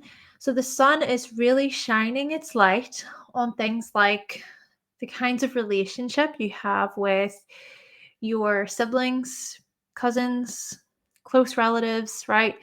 Could even be your spouse in this way. Relationships with peers, classmates, childhood friends, small networks, thinking about how you relate to your environment as well, your local area, your local community is very much highlighted and activated during the season. And a part of it too, naturally, is about diving deep, is about exploring the shadow, the unconscious, becoming intimate with others, even just thinking about exploring people's secrets and things that they may not really share with other people, but they can confide in you, for example. And vulnerability can be created. Trust, I think, is also a big part of this. Trusting conversations, trusting communication. And of course, the other thing is there is a light there is a light shining on your education and learning. So greater research, greater investigation may be happening during the season for you. Now, the new moon will happen on the 1st of November in your third house. So the new moon will invite you to set new intentions to do with these areas, to do with trustworthy conversations, to do with diving deeper into a subject matter there. And then also the full moon will happen in Taurus on the 15th of November in your ninth house. So there could be some kind of broadcasting, publishing situation that comes to a finalization. It could be a release. It could be something that you gain clarity about. Okay. So yeah, we think about teaching. We think about how you tend to make certain educational matters more practical. It could even be about how you wish to advance in some way, shape, or form when it comes to further training. So, yeah, there could be greater clarity. And naturally, this stuff will be tied to your resources and your finances. So, there will be a video about the new moon in Scorpio and the full moon in Taurus to come. Okay. Now what we're going to do is we're going to explore this Mars-Pluto opposition for you, Virgo, which will happen at the around the time Scorpio season begins and coming toward the end of October. So this opposition is activating your 11th and 5th houses. So this could be about power struggles, tension, conflict, disagreement between you and friends, between you and group members, maybe about your ego, your self-expression. Maybe it could even be some sort of power struggle to do with children, to do with your creativity, or thinking about romance, right? Romantic relationships, love, connection, union there. But this also invites a transformation, okay? This is about a certain friendship situation possibly coming to a close. This could be a community network bond, a network situation being finalized. Maybe this is even tied in with an organization or a company or a team. And maybe even a part of this is about your hopes and wishes for the future. So there could be some sort of, yes, possible conflict, a possible disagreement, but it could also be a case of greater empowerment and, well, closing chapters, welcoming a new. Let's now explore Mercury. So Mercury, remember, is your chart ruler. Mercury here is in Scorpio for for a good portion of Scorpio season, and it's in your third. So we see here then these conversations of truth and honesty and getting to the heart of a matter. Again, these conversations could be with siblings, cousins, childhood friends. The conversation stuff could also be linked to just daily chit chat matters. Okay, so thinking even about how you might experience some moments of empowerment, feelings of empowerment, where you do speak up, where you do just say the thing. And perhaps in this regard, you are somewhat enlightened, or you feel stronger. You feel stronger in your energy, and you recognize that the words that you say hold value, they hold substance, they mean something. Also, with Mercury making that trine with Saturn toward the end of October, yes, this could be about clearly stating your boundaries, within relationships. Clearly making it just making it known that these are your intentions, these are your priorities, these are your wants, and this is the kind of respect that you deserve. And I think a big part of it is about trust. Trustworthy relationships. Then with Mercury also making that opposition to Uranus toward the end of October, hey, this could be a case of a flash of insight. This could be a moment of realization to do with higher education, to do with your beliefs, to do with your worldviews. Yeah, waking up to these matters in a way where you can't unsee the truth. You just cannot unsee the truth no matter how hard you try. And maybe a part of it too is carrying over those lessons into the future. And that can even expand your own awareness or expand your growth. Then, as we move into November, the first week of November, well, your chart ruler enters Sagittarius on the 2nd of November, and Mars enters Leo on the 3rd of November. So, with Mercury entering Sagittarius, we notice that for the rest of Scorpio season, from, of course, the 2nd of November, the conversations and discussions will be more about family, will be more about aspirational stuff to do with family, thinking about the future, really, when it comes to family members, when it comes to even engaging in philosophical discussions and bigger picture questions come up. Maybe a big part of this is even about your meaning, okay? Your meaning, your faith, having faith in the future, having faith in connection, and your emotional needs, I think, will be a big part of this, to communicate your emotional needs, maybe with family, and even just as well, greater space, greater freedom and adventure. You may just feel this calling to be adventurous and to go on these fun journeys, with family members. So, yeah, even on that note, a lot of stuff happening within your home, right? To do with higher education, just growing in your knowledge within your own privacy. Plus, with Mars being in the 12th here from the 3rd of November, we notice that, well, it could be a good opportunity for you to manage your energy levels a bit more effectively there, to be a bit more to be a bit more aware of how much you can actually physically give to the world. Maybe this is about just taking some time behind the scenes to explore how you feel in your body, even to realign yourself in some way, shape, or form, to do with your creativity, to do with forms of enjoyment, your passions, your interests. Do keep in mind that there will be the Mars retrograde coming up, and it will begin from Leo. There will be more about that coming, but just on that note, do keep in mind that you will be reviewing and reassessing these areas over the next coming months, Virgo. Then we also see here that Venus is in Sagittarius as well throughout a lot of Scorpio season for you. And that's already in the 4th house. So Venus here indicates greater pleasure and beauty to do with your home life, to do with your living situation. This could literally be you valuing spending time with family, or spending time on your own, spending time at home. Yes, and making your emotional needs a big priority. Valuing your emotional needs, your need for freedom in this way. Now, Venus will oppose Jupiter and square Neptune the first week of November. So the opposition to Jupiter could be you taking a moment just to consider how much you're juggling when it comes to your career, when it comes to your professional life.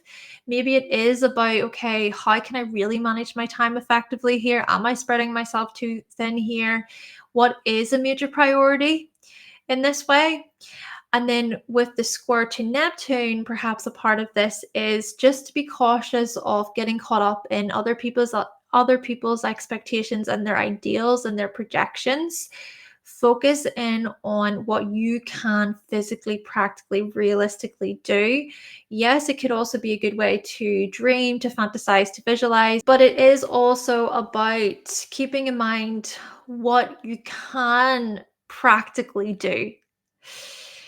Then, whenever we move into the second week of November, Venus actually enters your fifth house. So, from the 11th of November for the rest of Scorpio season, it does appear as if there will be a lot of value placed upon your creativity and the things that bring you joy, the things that make you happy. I think you could even see significant growth to do with your art, your hobbies, your forms of enjoyment. Time off could also be of a great importance here too.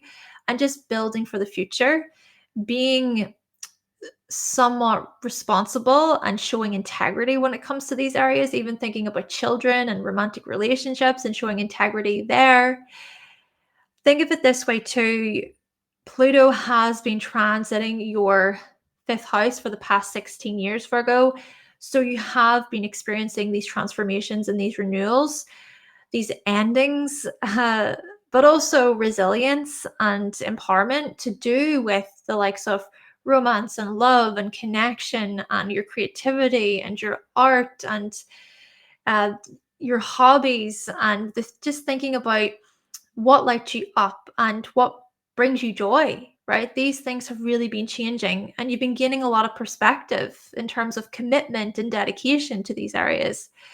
So, Venus coming along in a sense and just sort of following this path, it gives you an opportunity to maybe start to rebuild or start to sort of come at things from a more pleasing, attractive place where maybe people really want to work with you, collaborate with you, give to you. Yeah, there could be more resources involved in this or finances involved in this.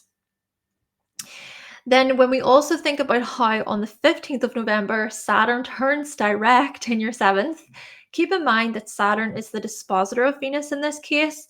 So, this could be about you moving forward with this healthier view to do with relationships, thinking about healthier boundaries, healthier limitations, thinking about good sort of respect for yourself, respect for others.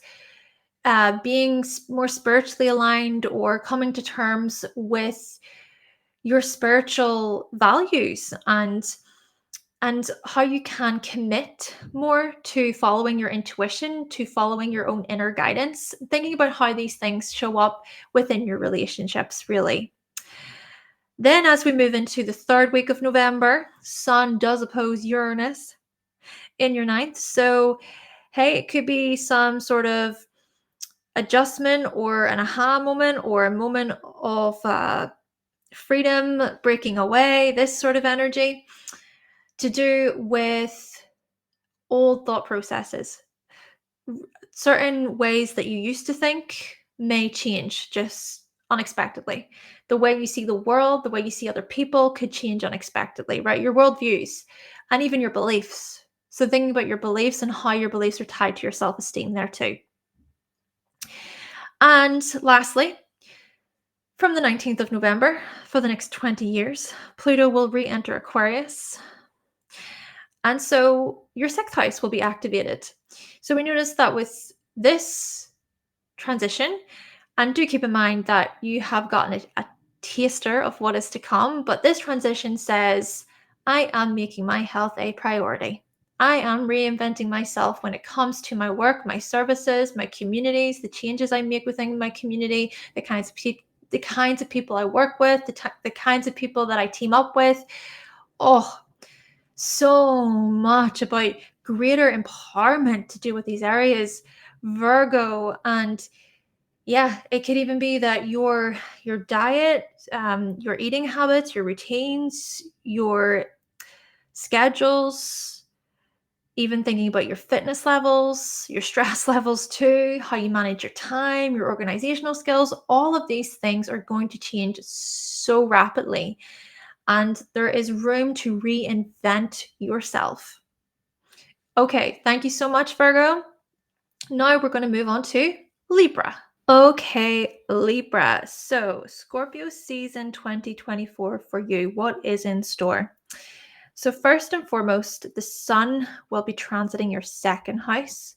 So, the sun is so much about our life path and our purpose. So, with the sun here, there is a light shining on things like your resources, your physical security, your earnings, your spending habits. And perhaps there will be this feeling of getting to the core of a situation, getting to the heart of a matter when it comes to these areas. And it could also be where what really comes to light are these cycles, these patterns, these deaths and rebirths, transformations really to do with the likes of your self worth, your self esteem, thinking also about your attachments to people, places, and things there. Perhaps you'll even really value the likes of investigation or research. And maybe also a part of this is about trying to grasp the depth of a material matter, a financial matter. Then we also want to explore here that the new moon will happen in Scorpio on the 1st of November. So that new moon will invite you to set new intentions to do with your money habits, spending habits, this type of stuff. And then also, new intentions to do with your skills and your talents and your gifts. And then also there will be the full moon in Taurus, which will happen on the 15th of November. And that will occur in your 8th house. So a lot of themes coming up here, Libra, throughout Scorpio season, just to do with the practical stuff, material stuff, resources, valuables, but then, well, security as well, but then also a deeper look, a deeper insight with respect to connection and intimacy and sharing, okay? Sharing, vulnerability, opening up. And so that full moon could indicate some sort of release or shedding to do with these things. There will be a video about the new moon in Scorpio and the full moon in Taurus coming. Now, let's explore this Mars-Pluto opposition for you. What might that indicate? Well, we want to firstly think about how this opposition is activating your 4th and 10th houses. So there could be what feels like some power struggle or tension or a clash in agreement to do with your career path, your vocation, or thinking about how these areas might go against a family situation. It could be a case of perhaps certain family members not agreeing or just you disagreeing, right? There could be some discord and conflict when it comes to these areas. But, it could even be that managers or bosses, you feel like there's some kind of conflict there, or it's difficult to get on the same page there. Maybe because you're trying to stand up for yourself when it comes to spending time with your family, as another example there. But things could be quite emotional, I would say that. Just be mindful of this reactive, explosive energy that can come with this opposition. Naturally, this can also be about you overcoming a challenging work related or professional related issue there too, or could also be related to family. Now, let's think about Mercury. So Mercury is in Scorpio for a good portion of the season in your second house. So we do see throughout a good bit of Scorpio season, so more we're thinking here coming toward the end of October, coming into November, you just having discussions about resources and valuables. You really trying to assess, okay, what is it about this material situation that scares me? What do I fear here? There could even be something about loss or grief coming through here. And maybe too, a part of this is you fearing a lack of control. maybe it could be that something feels out of your control, and that could be quite scary for you. But then again, this could also be about empowerment and just really taking the time to have conversations so that you feel a bit more steady and a bit more secure within yourself. Maybe even this is about conversations related to your self-worth. But recognize with this, Scorpio is also about the unconscious, it's about the psyche. So there could be some repression involved in this, or just trying to access those darker corners of the mind, so to speak, just the hidden parts, and to maybe integrate some of those parts. And then that can maybe even create greater feelings of security and ease. Can be tough, can be challenging though. But at the same time, with the trine to Saturn toward the end of October, that's in your sixth house. So that trine, it could indicate some sort of um, boundary, or this steadiness to do with, well, commitment as well, to do with your routines and your daily habits. Maybe this is about setting some time aside for yourself. We think about self-care. So if it is that you may be worried or freaking out a little bit in terms of resources and valuables, etc., maybe Saturn can indicate some sort of just trying to take some time away to focus on self-care. And your health will also be a part of this, okay? So maybe having healthy boundaries in place to do with your health. Then with the opposition to Uranus toward the end of October, this could be a shocking, surprising, could be a conflict, could be a concern with relation to vulnerability and trust there. So, what's actually coming through here is just to be cautious of deceit and lies and things being hidden, things being um, quite manipulative in some respects.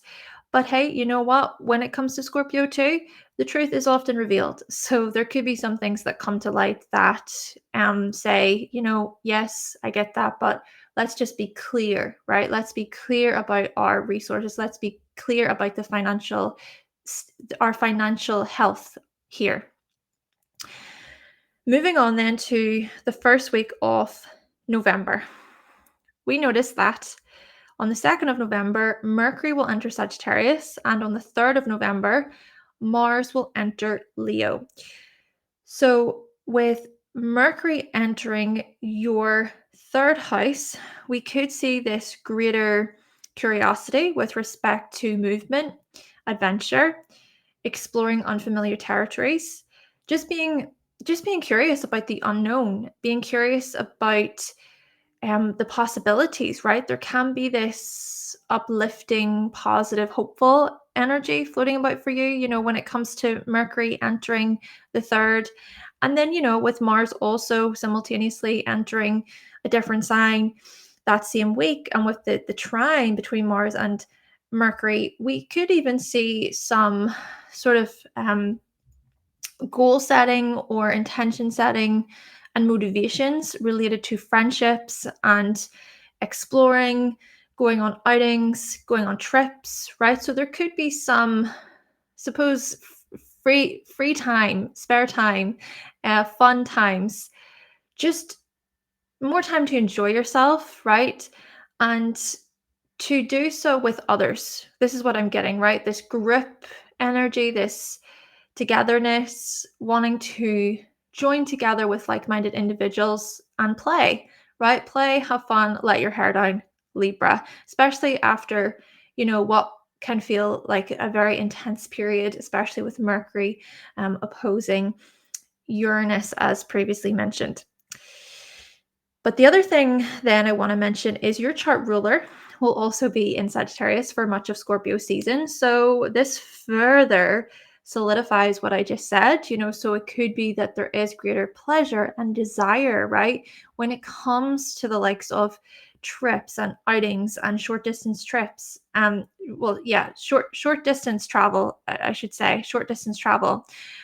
But, there could also be an element of this where you're wanting to plan something that is a bit more far away, or just seeing that new experiences can change your perspective. What I'm getting from this is just doing something that is new and exciting, allowing for a bit of spontaneity there, Libra, really valuing that stuff. And then also, we notice education and communicating even in a rather uh, uplifting, motivational way too. But what I'm also getting from this is partnership, right? So doing this stuff with others, joining together. On the other hand, Venus will oppose Jupiter that same week, and also square Neptune.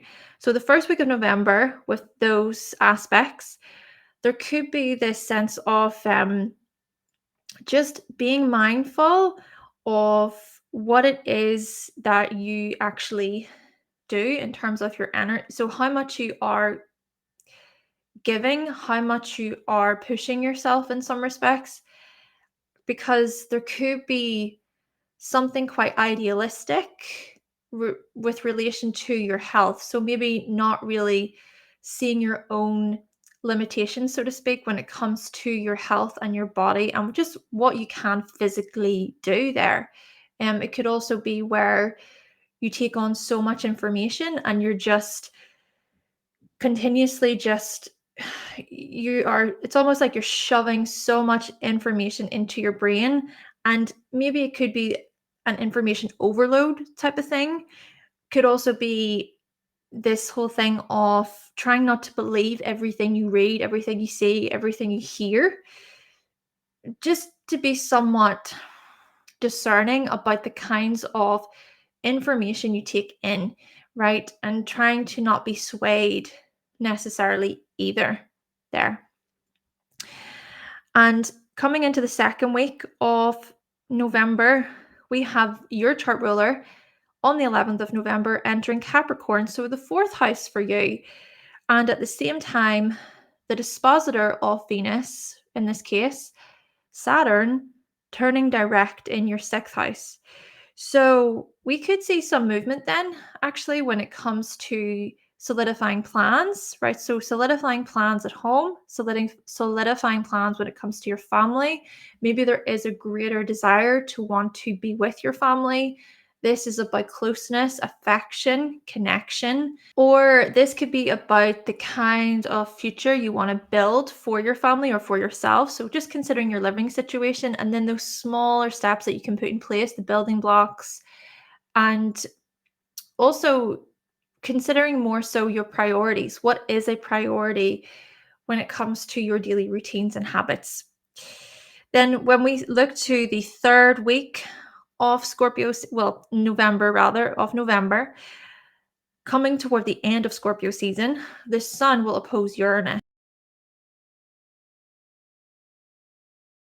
So this could be what feels like an identity, this pushback, or people challenging you in some way, or maybe this is about your self-worth feeling a bit shaken up, maybe because of information that comes up or because of heavy emotions that come out. A kind of release could come up for you, but there's something quite unpredictable and unexpected about these matters. But then lastly, we see here that on the 19th of November, Pluto re-enters Aquarius, so re-entering your fifth house for the next 20 years. You have gotten a taste of this, a teaser of what's to come over the past few years. But what we're noticing then for you is this whole new era to do with things like your ego, your individuality, your self-expression, you reinventing yourself when it comes to your creativity and seeing your uniqueness in this way, right? What it is that you can offer the world in a unique, somewhat original way. And then also how these matters are tied to teamwork, right? Group effort, group participations too. All right, thank you, Libra. And now we are going to move on to Scorpio. It is your season, Scorpio. Yes, Scorpio. So, Scorpios, first and foremost, I do want to say happy birthday to all of you solar Scorpios out there. I hope you have a great birthday. But what is in store for you throughout your season? Well, let's think about how the sun is transiting your first house. So, this is very much a season about you. This is about you shedding old skin, you transforming your identity, so to speak, you really seeing into the corners of your own psyche and integrating parts of the shadow and being somewhat vulnerable, actually, right, to show some kind of vulnerability, if of course it is that you feel that, or if it is that maybe you feel like you need support from others this season. But hey, this is also about the determination and the willpower and strength with respect to your goals and your aims and your ambitions. Yes, this is a season where your path could very well change, transform. There's some kind of renewal, there's some kind of ending, but there's also a new beginning, a rebirth. And here's the other thing, I'll just cut to this part of it because Pluto is one of your chart rulers. But the thing is that Pluto will be re-entering your fourth house by the end of your season. So we think about Pluto entering Aquarius on the 19th of November. So really throughout most of your season, this is about sort of recognizing how much you have really transformed when it comes to communication and speaking your truth, and also when it comes to things like writing or researching, reporting, learning there. Yeah, certain topics and subjects that have perhaps caught your curiosity or that you've cared about deeply, you have really became quite an expert or very professional within these areas. So there is that too. But still, this then looks at a new era, if you will, right? A new era as Pluto re enters Aquarius on the 19th of November for the next 20 years. You have gotten a taster of what's to come over the past couple of years. But we're going to notice for you, Scorpio, you transforming magnetically as you do when it comes to your family life, when it comes to your living situation, the kind of home that you live in there. There could also be great changes to do with your community and networks and groups, and even how such people feel like family. There could be that kind of family connection with them. Also, the renewals that you will experience when it comes to your emotional needs and your emotional attachments. So, yes, change is upon you, Scorpio, when it comes to these areas. The new moon in your sign, which will happen, on set new intentions to do with your physical appearance, your body, your identity, your aims, your goals. So, there could be some significant shifts there.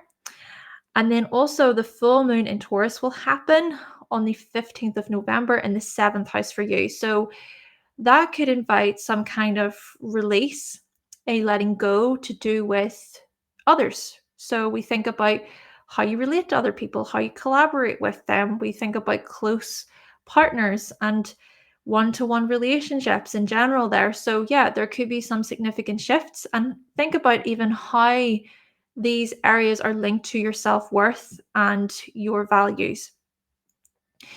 Now, there will be a separate video about the new moon in Scorpio and the full moon in Taurus. But let's now think about this Mars-Pluto opposition for you. Keep in mind that both Mars and Pluto are your chart rulers. So this particular opposition could invite, so this is more toward the end of October coming into Scorpio season, your season. This opposition could invite these kinds of power struggles or breakthroughs or renewals to do with communication.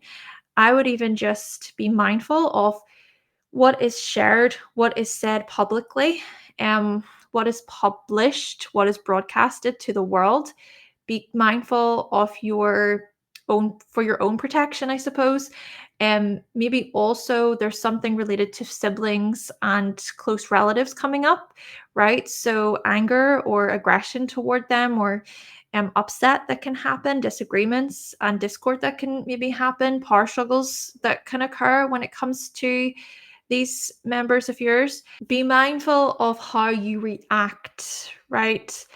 Because I think, especially with Mars in Cancer, this can invite this very reactive energy from within you, so to speak, especially if it is that you feel yourself losing control, or you feel really upset, or like someone else, again, this could be a close relative, someone else has hurt you, right? They've pressed a certain button. So yes, but hey, you know what? At the same time, this could also be about you recognizing how you've grown, how you have transformed in some respects when it comes to reacting, and realizing as well that previous versions of yourself have died when it comes to these matters, right? So the old you would have reacted in a certain way, but the new you, so to speak, this more evolved version of you, it would not do that. It's so there could be some reminders coming up actually too. Now, let's then also think about Mercury being in your sign. So for the majority of your season, Mercury is in your first house. So there is this element of you being rather curious, social, and engaging, but doing so in a rather get to the point, get to the root of the issue way.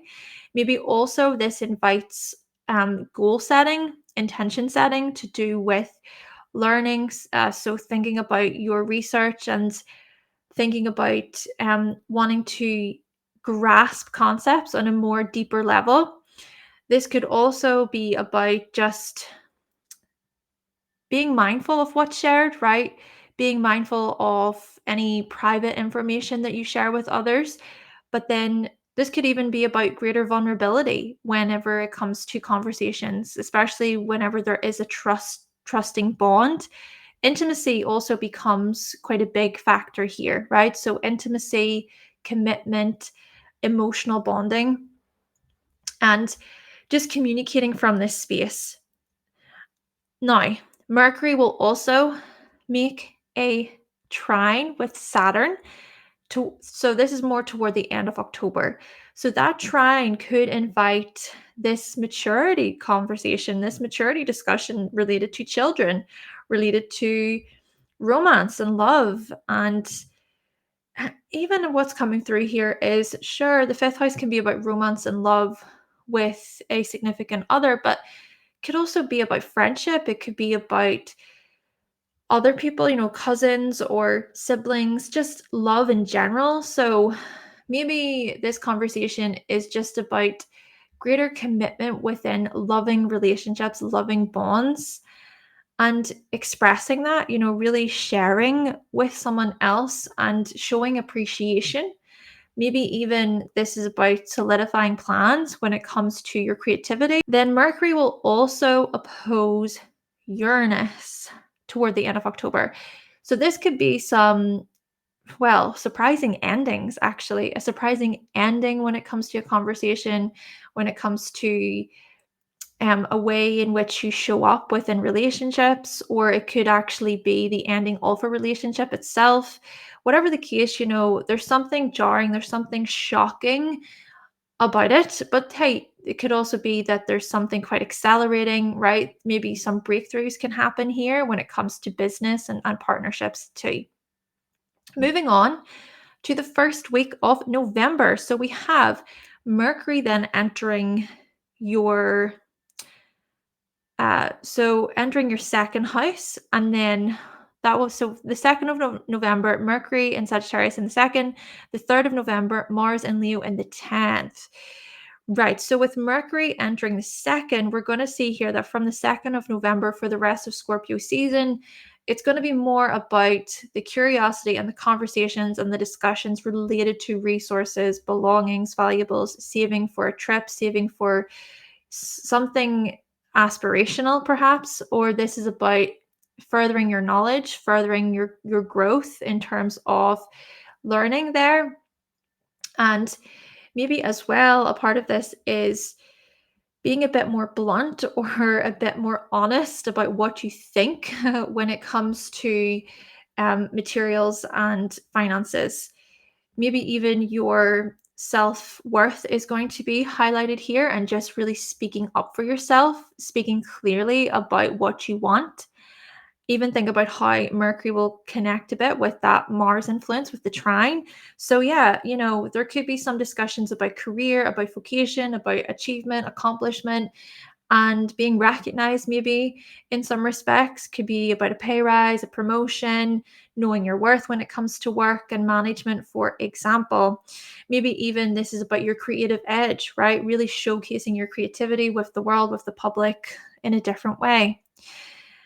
But then also, I want to think about how, with Mars itself in the 10th, this could be about your goal setting and your willpower, your drive actually being more geared toward that of your professional life, and just making things happen when it comes to the things that you want to achieve and accomplish. And again, I can't help but think that a part of this is about, sure, it could be recognition, but it could also be about management, directing, leading, or perhaps welcoming greater fun and play and free time into the picture.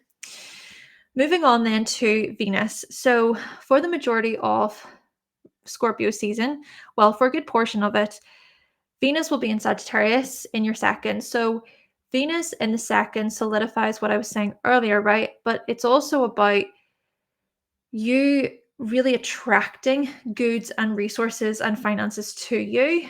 I think this is about saving, budgeting, and having maybe this goal in mind, this intention in mind of, okay, I'm thinking about this for my future. I want to go on this holiday.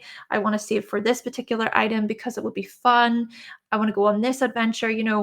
Just there's more of this desire to want to save or make sure that you can obtain certain goods and a financial position. Your physical security is very much highlighted here. Then, with Venus opposing Jupiter, so this is more the first week of November, and then also with the opposite, so Venus opposing Jupiter, and then the square to Neptune. I would say here that perhaps this indicates, sure, some luck or fortune when it comes to your partner's money, but it could also be about just being mindful of spreading yourself too wide when it comes to the resource stuff, the finance stuff. Try and maybe just take one step at a time there, just one goal or a couple, one or two sort of significant goals in mind, instead of spreading yourself way too wide and then things becoming a bit chaotic. Maybe this is something that your partner is to come to realize, because the 8th house is often our partner's money, or just other people's money in general. But then this could even be certain conversations that you want to have to do with intimacy and trust. What can you do maybe going forward with your, well, actually revisiting an old conversation with your partner to do with intimacy and trust. Naturally, this could also be about friendship or just connection in general. And we think about vulnerability in this regard too. But then there's also an element of that love and romance, perhaps. There's an element of children coming into the discussion. And maybe this is also about just enjoyment and fun and pleasure. But perhaps, with Neptune, there could be some wishful thinking involved in this. So then moving on to the second week of November. So on the 11th of November, Venus will enter your third house, where it will be for the rest of your season. So this could actually be you expressing greater appreciation towards siblings or towards your close relatives. Or maybe this is about you wanting to give, like literally give financially, give physically, practically to these individuals. Then again, this could be some kind of value or desire or interest in the likes of studying or researching and just acquiring more information so that you can really become somewhat more professional.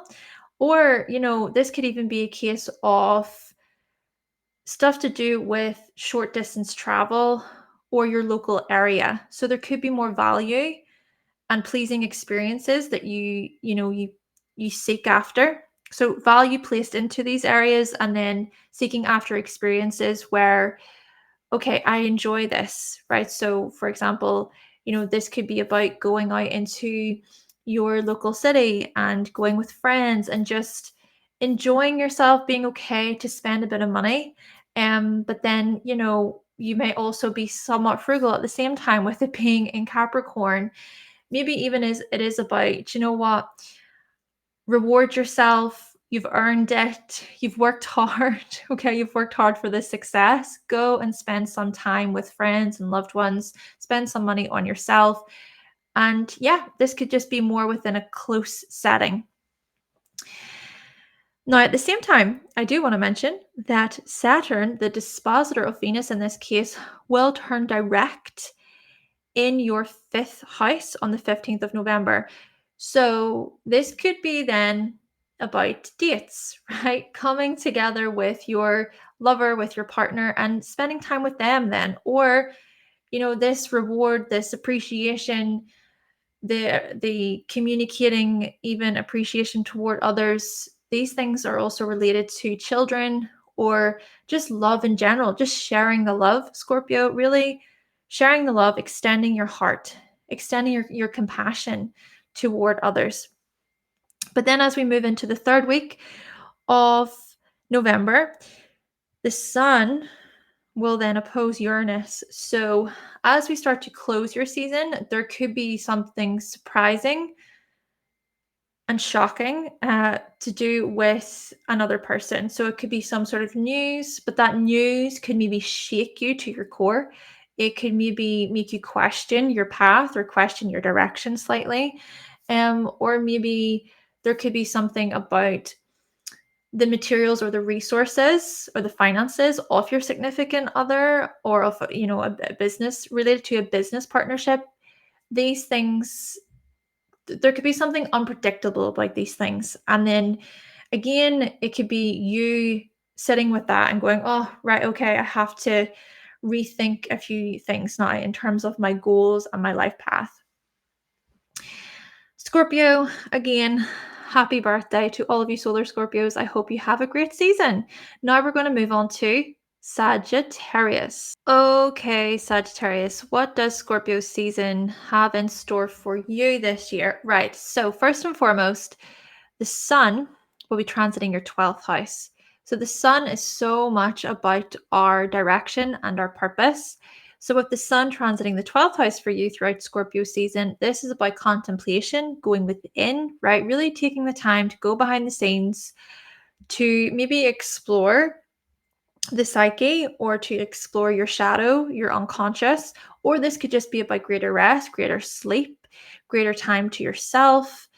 Or perhaps even this is about connecting with some kind of spiritual practice, or just realigning yourself, I guess you could say, when it comes to your spirituality, so to speak. Yeah, just taking some time to rest before your season begins, Sagittarius. Now, there will be a new moon that will happen in Scorpio on the 1st of November in your 12th. So that new moon will invite actually setting new intentions to do with the likes of rest and recovery, to do with the likes of your spiritual practices. And as well, I would say that perhaps you'll set new intentions to do with symbolism, your dreams, synchronicities, this type of stuff. And then as we move to the full moon in Taurus, that full moon in Taurus will happen on the 15th of November in your 6th house. So the full moon could invite a release to do with your health, to do with your everyday tasks and responsibilities, how you manage your time, and also there could be some clarity and reward tied to these areas too. Now, there will be a separate video about the new moon and the full moon, so stay tuned for those at some point. But let's now explore this Mars-Pluto opposition for you. What is in store, Sagittarius, for you? Well, this Mars-Pluto opposition toward the end of October, right? So we think about coming into Scorpio season. Well, this is going to happen in the 8th and 2nd houses for you. So there's a lot to do with, having to address what's mine versus yours. How do we join together here? How are we sharing here? Investment stuff could come up, debt stuff could come up, exploring what needs to just be paid off. And maybe also this is about emotional attachments, strong emotional attachments when it comes to intimacy and closeness and emotional bonds. Trust and commitment come up quite a bit here. But there seems to be some power struggle involved. There seems to be some clashes in agreement. There could be conflict and maybe feeling a bit stuck or experiencing power struggles that can challenge your self-worth and your self-esteem in some way, shape, or form.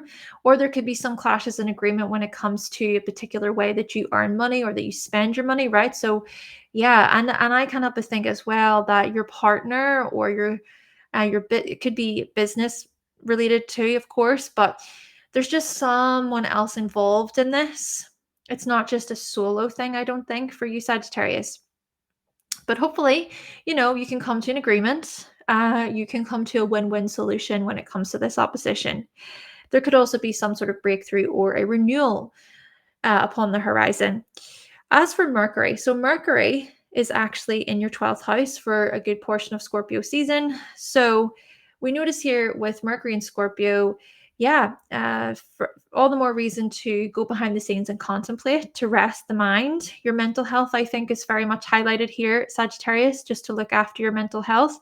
And maybe it is about conversations related to your mind, and maybe conversations as well when it comes to these spiritual values, these spiritual practices of yours. Maybe even a kind of getting away experience could be healthy, right? Going on a retreat, going to a spa, and just deep relaxation, whatever you can do there, whatever you enjoy, anything to help rest your mind. Could be meditation, could be yoga. Moreover, with Mercury then creating that trine with Saturn toward the end of October, I think this stuff could be about, well, a lot of family pressure, a lot of family responsibilities getting to you. It just sort of feels as if things are emotionally challenging, in that there's a lot of pressure. There seems like a lot of responsibility, having to manage this, having to manage that. And so maybe this is all the more reason for you to actually connect more with self-care and to consider what you need in order to relax. And then maybe too, this is about establishing healthy boundaries and healthy limitations in terms of what you can physically practically do within the home, right? And the kinds of responsibilities that you can physically take on. Maybe it is about greater discipline or greater commitment in some way coming up. Now, with Uranus here, there's the opposition. Mercury will oppose Uranus toward the end of October too. This could invite something quite surprising and unpredictable related to your health or related to your daily tasks and responsibilities. Could be something shocking that could very well indicate you needing that time to yourself, needing time alone. Or this could be something actually quite exciting and accelerating with respect to a coworker relationship or just some sort of work matter that comes up. Again, it's all very unpredictable. Then as we move into the first week of November, Mercury will enter your sign on the 2nd of November, and Mars will enter your 9th house on the 3rd of November. So with Mercury actually coming into your sign here, Sagittarius, throughout this other portion of Scorpio season, there does seem to be this greater liveliness, feeling quite uplifted, feeling like you can talk about things, open up about things. There's greater curiosity about life, about the possibilities and how you wish to grow, how you wish to develop yourself, right? So there does seem to be some hope and positivity upon the horizon, so to speak. After all, too, Venus is in your sign as well, coming into Scorpio season. So we do see this attractiveness, this beauty, this desirable sort of energy, and maybe feeling more aligned with your aspirations and your dreams. And yeah, so there could be what feels like a healthy dose of self-esteem. Healthy self-esteem, or even if it is that your self-esteem is challenged in some way, you still being able to put yourself first. And maybe too, a part of this is going on adventures, wanting to explore, wanting to, yeah, do the thing you do. Explore unknown territories, try things outside of your comfort zone. It's all about those experiences, Sagittarius. But still, with Mars then also entering the ninth, I think this further solidifies what I just said. It's also your willpower, your drive being geared toward that of travel, adventure, exploration. It could just be this self-discovery stuff, self-exploration stuff, opening yourself up to the new, to changes. There's greater freedom involved in this. There's passion, there's liveliness involved in this, especially because Mars will make that trine with Mercury. Now, I would like to also mention that there will be a Mercury retrograde coming up in your sign, right? And it's going to start during your season. So there's more information to come. But yeah, we'll talk about that more throughout your season. But then also, I want to say that during your season too, Mars will turn retrograde in your ninth house. So, as I say, there's more to this story. Maybe just try to use Scorpio season as a way to enjoy a little bit. But yeah, more to come throughout your season, Sagittarius. As for Venus, Venus in Sagittarius will also oppose Jupiter and square Neptune the first week of November. So maybe this could indicate just gossip, a lot of hearsay, a lot of talk really about, so from others about who did this and who did that, right? So I would say to be mindful of the kinds of information that you're taking in from other people. And maybe too, a part of this is about business. This is about contracts and agreements. So be mindful of what you're signing, what you're committing yourself to, especially for the long haul.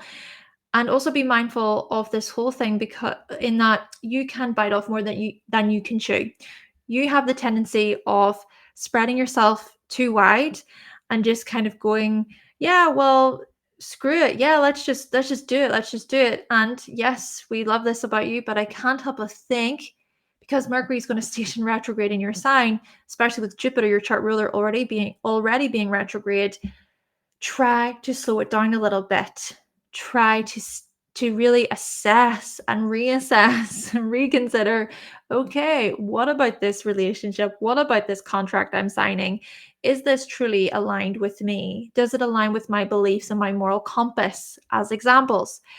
Then there could also be an element of family stuff coming into this, family projection, or being quite idealistic about family and home, and even your emotions could come up quite a bit here, right? So it could be that your emotions are so heightened in a way and they could cloud your judgment.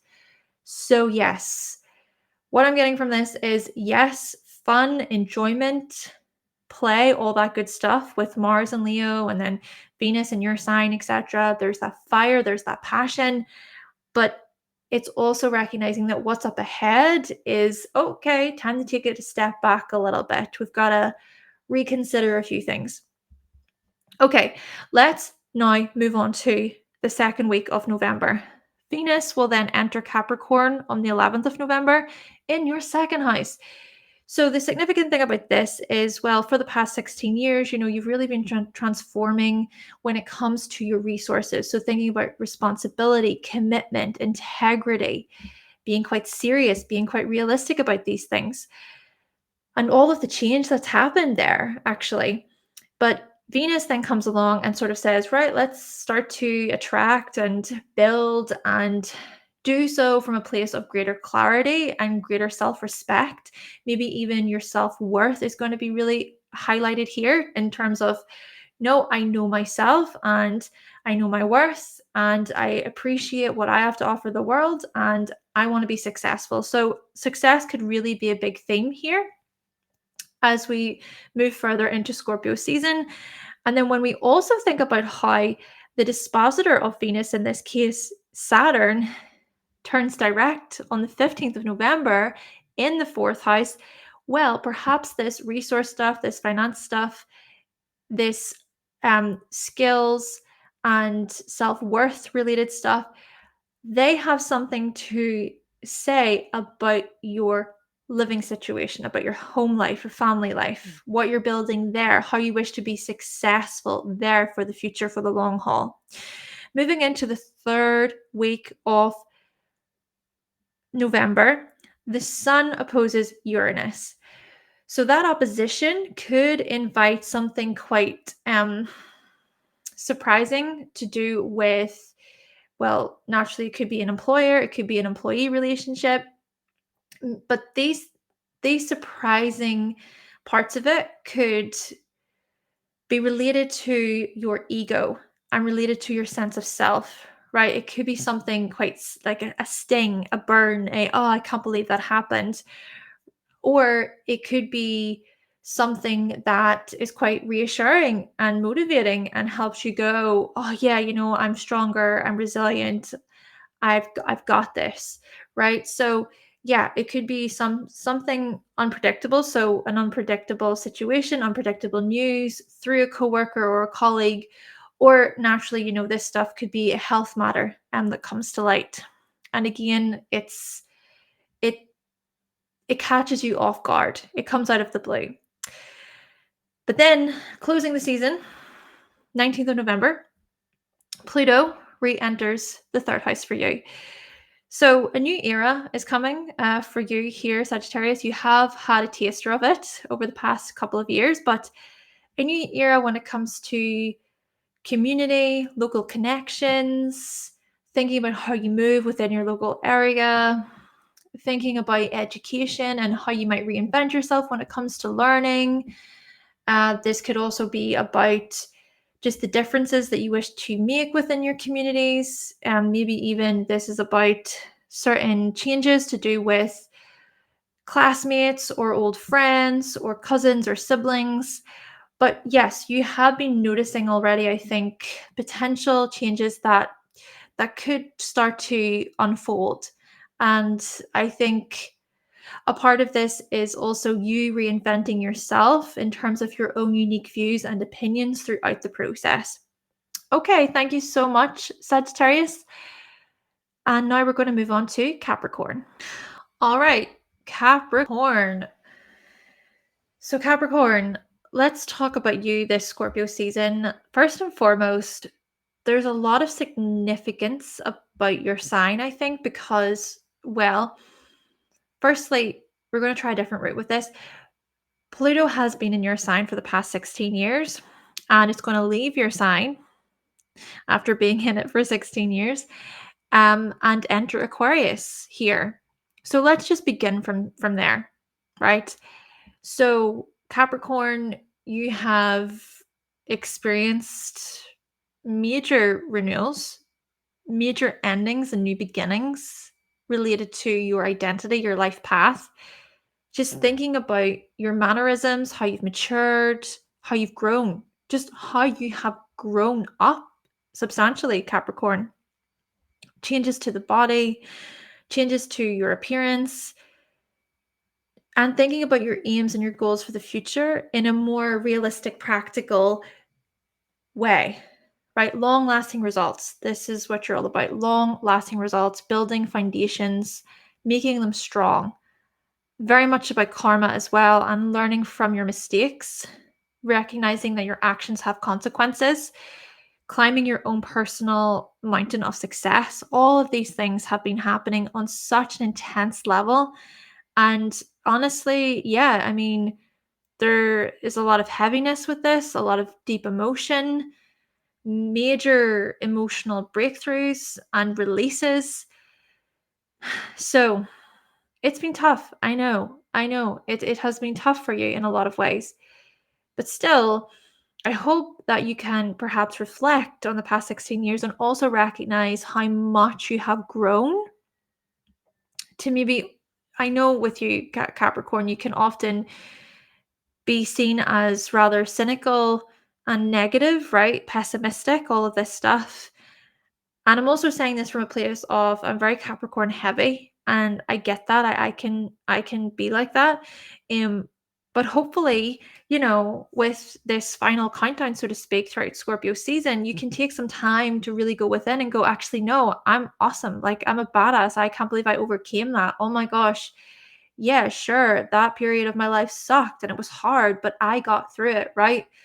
It's this sort of perspective shift, I guess you could say, and just that empowerment, hopefully, Capricorn. Then naturally, Pluto will enter Aquarius on the 19th of November, so toward the end of the season. And you have gotten a taster of what's to come, I think, in terms of your resources and your earnings, your physical security, and how these areas are really going to change, hopefully for the better. With Aquarius, you will reinvent yourself and there will be hopefully greater empowerment in terms of your physical security and your materials and finances there. And you've gotten a taster, right? You've gotten a taster these past couple of years. But I think, this is about you really stepping into your power, so to speak, when it comes to, sure, the physical, practical stuff, but also thinking about the ways in which your self-worth and your self-esteem will transform and how your skill set will really transform too. Exciting, honestly. I think that for Capricorns, you're going to get your time to really start to really rebuild your lives again in this way. Hopefully. I do have a lot of Aquarius energy and we can just hope. We can hope for the best here, Capricorn. Okay, let's now go through Scorpio season by assessing how the sun will be in your 11th house throughout the season. So the sun is about our purpose and our direction. And the sun will be shining its light on things like communities, teams, institutions, organizations, just teamwork, the impact that you make within society, changes that can be had or made, and finding your tribe, aligning yourself even with like-minded people, but coming from a place of honesty and trust and truth. Now, there will be the new moon in Scorpio, which will happen on the 1st of November. So, that new moon will invite you to set new intentions to do with the likes of friendships and communities and teams and who you feel aligned with there. And also, the full moon in Taurus will happen on the 15th of November in your 5th house. So, that part here, that full moon, can welcome a release to do with things like your ego, your individuality, how you express yourself. Maybe even this is about reward and clarity tied to your creativity and your art and your hobbies. Now, there will be a video about the new moon in Scorpio and the full moon in Taurus to come, but let's explore what this Mars Pluto opposition has in store for you. So, this is very personal. My goodness, it's very personal because this is happening in the first 7th houses for you. So, this could be some kind of power struggle or tension or conflict or strife to do with, well, how other people react to your boundaries, how other people react to what you want, and your own limitations. And maybe too, a part of this is how you might be stiff or stagnant or maybe somewhat pessimistic about the whole thing. Maybe a part of this is about the power struggles that can occur here between you and others. It could be a business matter. It could be your significant other. There's maybe some tension there. Could also be, family members or close, so people who know you on a very close level. Whatever the case, there seems to be clashes in agreement, but hopefully there can also be those breakthroughs. There can be a win-win outcome, or it could be a case of, right, yes, this is what I'm saying, this is my boundary, that's it. There's no way around this, okay? I need to think about myself and to maybe not fall for any emotionally manipulative tactics, so to speak, Capricorn. Then as we move on to Mercury will also be in the 11th house for a good portion of Scorpio season for you. So we notice then conversations with friends, conversations with members of the group, and yes, there could be clashes in agreement in this regard. It could be about trying to get to the root of an issue, of conflict, for instance. Or, maybe a part of this is you being very focused and concentrated on things like, okay, this is the organization I'm with, this is the firm that I'm in. I am gonna focus my energy on making things better and playing my part. Or maybe a part of this is doing a lot of investigating and research and just becoming more familiar with how things are done, how things are ran within a particular team setting or group setting there. Maybe some kind of psychoanalysis is involved in this, or you addressing your own shadow and your fears, right? Your fears to do with relationships and networking and connection. Now, Mercury will make that trine with Saturn toward the end of October. So remember, Saturn is your chart ruler. So there could be this very this cutting, this get to the point, this is the matter. It's this matter of fact energy I'm getting here in terms of communication, right? Just saying the thing, coming out with it, being blunt, just to the point. This is what I'm getting. And maybe this conversation is connected in with friendships, siblings, cousins, close relatives, childhood, could be childhood connections and friendships there. Maybe also it's related to an educational thing, right? It could be about education or learning. Then with Mercury opposing Uranus toward the end of October, perhaps there is something that shocks you or catches you off guard to do with children. I mean, pregnancy could be a part of this. Maybe a part of this is even about just something happening with your children or with your child. Or perhaps this is related to play and fun or meeting new people, being surprised by new love, new connections, new relationships. So there could also be something exciting, but we're getting this unpredictable feeling, right? This out of the blue feeling.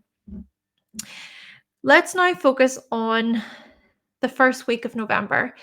So we see here that on the 2nd of November, Mercury will enter the 12th house for you. And then on the 3rd of November, Mars will enter the 8th house. So from the 2nd of November for the rest of Scorpio season, with Mercury in your 12th, maybe this invites this kind of enlightened energy or this hopeful, faithful energy behind the scenes, getting curious about adventure, holidays, exploration. Yeah, there's something giddy even about this influence, I think. This giddiness, this excitement that you feel within. Maybe this is about freeing yourself from a particular situation and you feeling quite quite expansive, and you can see that growth. But then also Mars here in the 8th could invite this willpower and this drive to do with, okay, I am transforming when it comes to my childlike innocence, when it comes to being playful and tuning in with my inner child and being curious about greater intimacy and love and vulnerability and connection. Like it's it's all of the heartfelt stuff I'm getting with Mars and Leo. And then with the trine to Mercury, there's also this uplifting, expansive energy floating about too. But then we also see here that, which by the way, Mars will be in Leo throughout the rest of Scorpio season from the 3rd of November. But then we also see that Venus is already in the 12th house. So already for a good portion of Scorpio season, you may feel more in tune with spiritual practices and knowledge and adventure and spontaneity and exploring unknown territories, just being swept away by those dreams and those aspirations of yours, wanting to make things happen. Naturally, with Venus opposing Jupiter. So this will be the first week of November. I would say here to be mindful in terms of the everyday stuff, the practical stuff, okay? Thinking about your routines and your schedules. Maybe there could be an element of taking on so much. Maybe it could just be for a short period of time and things could settle after a little bit, of course, but just maybe be mindful of how much you're taking on. Maybe it could even be that you have to overcommit in a way. You have to take on more, and because there is just a lot to do. There's a lot of tasks and responsibilities that need to be attended to, but perhaps even it is important to take things day by day or to be mindful of how much you're juggling. Then also with that square to Neptune, this is where maybe some of the fog could come in, some of the wishful thinking. This could be agreeing to things when it's like, oh, I actually don't have the time for that. So all the more reason to take some time to think it through and to ask yourself, am I doing this maybe out of a place of wanting to please other people, or can I actually do this? Moving into the second week of November, what do we see here? Venus enters your sign, Capricorn. So from the 11th of November for the rest of Scorpio season, my goodness, you're going to be glowing, attractive, beautiful, handsome, especially attractive in this professional way. Really putting a lot of thought into your appearance and even just coming across as confident or coming across as, I know my worth. I know what I'm doing.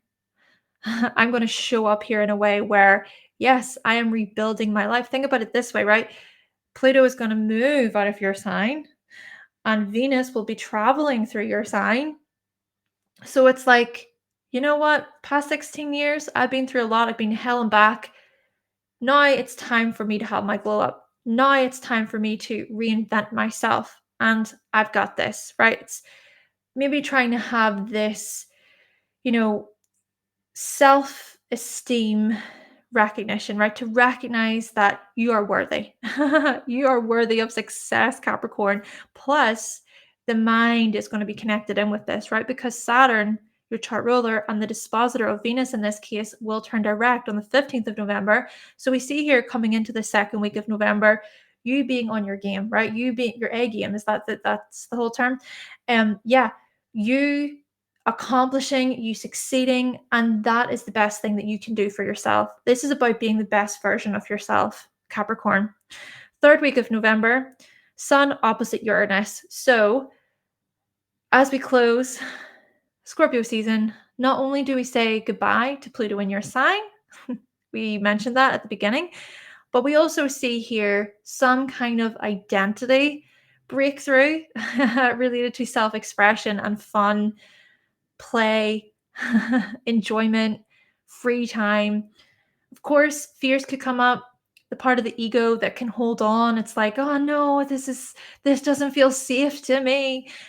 But actually, you're gonna be more than protected. It's just that unpredictable, that unpredictable energy, that flash of insight that can feel rocky at first. But remember that you are resilient and you are strong. Okay, let's now think about Aquarius. Thank you so much, Capricorn. Okay, Aquarius, so what is in store for you this Scorpio season? Yes. firstly, do you know what? Let's just cut to the chase and let's think about how Pluto is going to re-enter your sign from the 19th of November for the next 20 years.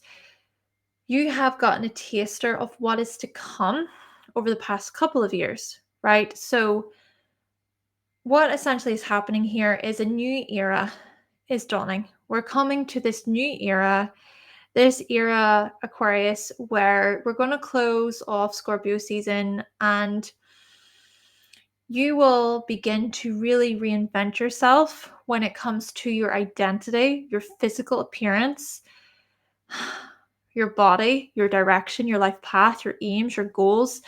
So much of your identity is going to change. And I mean this in terms of so many different aspects of your life.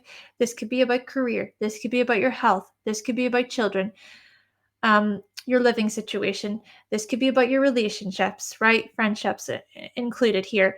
So, yeah, so much change is coming for you, Aquarius. And honestly, I'm here for it. I'm excited for you. I am. I'm genuinely excited for you, Aquarius.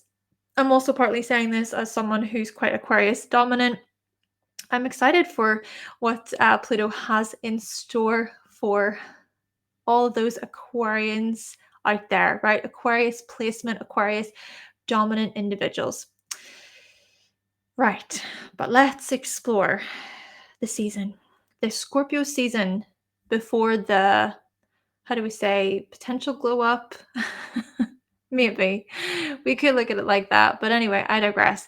Scorpio season, the sun is shining its light on your 10th house. So the sun is about our life path and our direction. So it does appear as if a light will be shining on things like your public image, the way you're known there, really, on a public setting, right? Your reputation. Also thinking about the kinds of relationships you have with managers and bosses. We see a light being shined on things like your professional lives, your accomplishments, your long-term goals, these very areas, your life's work, your life's mission too.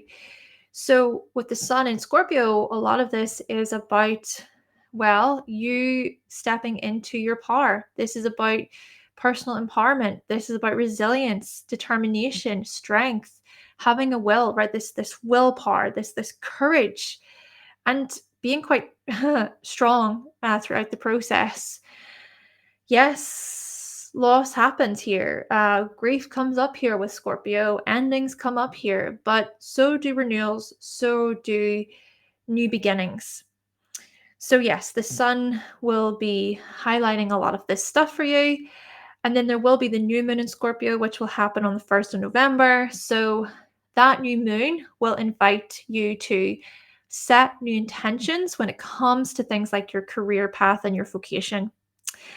And then also the full moon in Taurus will happen on the 15th of November in your 4th house.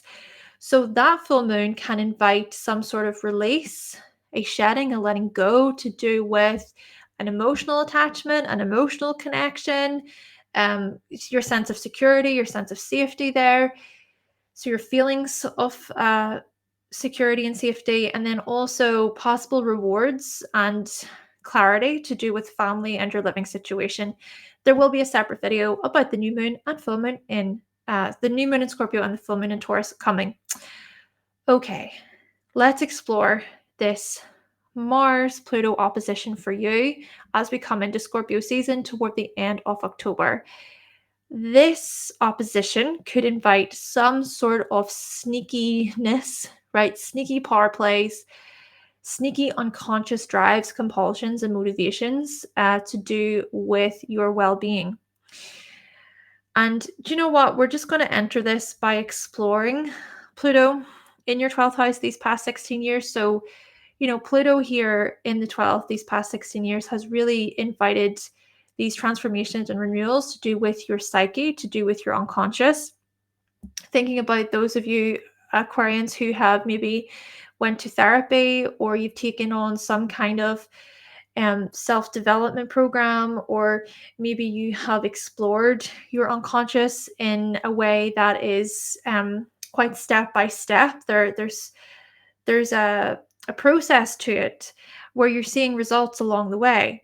Or maybe this is even about those of you Aquarians who have aligned yourself with a spiritual practice, right? Maybe there's been some kind of awakening moments, enlightening moments, this type of stuff. Maybe as well, your dreams have been very strong, very profound this past while. I even know myself, lately I have had very, very strong dreams. Even I've talked about this many times actually on the channel in terms of my dreams. And lately I've been getting very intense dreams too. But to also further add to this, I mean, a lot of fears coming up here too, Aquarius, a lot of flashbacks, a lot of stuff to do with the past, a lot of heavy stuff too, right? We think about loss and grief with this Pluto influence in the 12th. So, from this angle, I want you to think about how this Mars Pluto opposition could invite some kind of, oh, I don't know, I'm freaking out, I can't do this. But you can, right? You can do this. It's almost like you can sense that there is the change coming, right? There's the Pluto entering your sign, and maybe you're partly holding on and you're freaking out because it's like, oh my gosh, yeah, things are never going to be the same. It's all going to change. Shoot, it is. It actually really is. So there could be a part of the ego that wants to hold on. There could be a part of your emotional state, right? Emotional attachments that come up, right? Think about your unconscious, think about your emotional patterns and cycles. But I'm here to say that whilst this can feel tense and there can be struggle, there can be power struggles in this is also about a release. This is also about a renewal. And this is about courage. You can do this. You've got this, Aquarius. Now, Mercury will also be in Scorpio for a good portion of Scorpio season in your 10th house. So we're going to see here, so we think about toward the end of October, conversations related to work, conversations related to achievement, accomplishment. Could also just be about, okay, time to really look at the foundations of things, how I want to build, how I want to grow. Yeah, just a lot of research may be involved in this, and recognizing that there are people that are there to give you advice. And maybe too, a part of it is the answer really is that black and white. Perhaps with Mercury and Scorpio, reminding yourself the answer really is that black and white. Then we see that Mercury makes this trine to Saturn toward the end of October. So we could see then this to the point energy to do with finances and your physical security. Maybe this is about establishing discipline or healthy boundaries and thinking about what you're committed to for the long haul, right? How your professional life aligns with your finances and how you can build for the long haul there on a material level. Then with the opposition to Uranus, perhaps there is something unpredictable or unexpected to do with family, right? Family relationship stuff. Could also be a living matter that surprises you. The unexpected could very well come up. And maybe such things could shake things up slightly, even when it comes to your professional lives. Let's now move on to the first week of November. So we have here the 2nd of November, Mercury entering the 11th house. Then on the 3rd of November, Mars entering your 7th. So Mercury in Sagittarius from the 2nd of November for the rest of Scorpio season. What do we see here? We actually see here growth, expansion, improvement, greater curiosity, greater vision and adventure to do with groups and your dreams, your hopes, your wishes. We think about you even meeting new friends, a new significant other, right? A new partner, possibly. We notice this pleasure seeking quality, this enjoyment quality going into your relationships, fun and enjoyment. Just to me, this is sort of like you embracing fun and welcoming in greater forms of entertainment and enjoyment into your life, right? Even think about free time and yeah, just being spontaneous, being curious about life and the next step forward. This is about opportunity. This is about expansion, Aquarius. And then also with Mars in the seventh, your goals and your willpower and your drive may be catered or may be geared toward things like greater enjoyment and play with your significant other, or this could be about you feeling confident within business settings there throughout Scorpio season. But let's explore Venus because Venus is hanging out in your 11th house for the majority of Scorpio season. And this part of it says, actually, yes, you may be feeling very attractive and attracting new members to the group. You even feeling loved and valued and appreciated within the group. There's just something here about opening yourself up and spreading your wings to new possibilities within group settings, Aquarius. Now, as for the opposition to Jupiter and the square to Neptune, the first week of November, naturally here, just maybe be cautious of biting off more than you can chew when it comes to maybe fun, maybe too much fun, too much play could be possible there. Or maybe this is about taking things too far, right? Going overboard when it comes to your creative projects, right? Your hobbies or just your spare time. Yes, you may get carried away with yourself slightly when it comes to these things, Aquarius.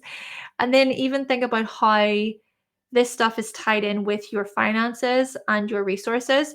I would even just suggest here, Aquarius, that maybe a good thing, a beneficial thing to do, especially because Saturn is in your second house and it will be turning direct the week after. Make a plan, like make a helpful, useful plan which can help you with your spending habits.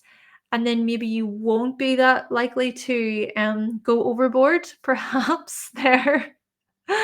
Yes, just maybe some readjustments there. But then naturally, here's the thing.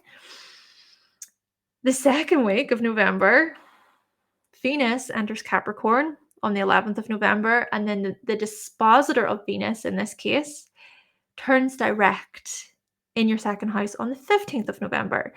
So you've already been revisiting the plans and the structures, disciplines, commitments to do with your finances and resources over the past number of months. So you may move forward with that coming into the second week of November.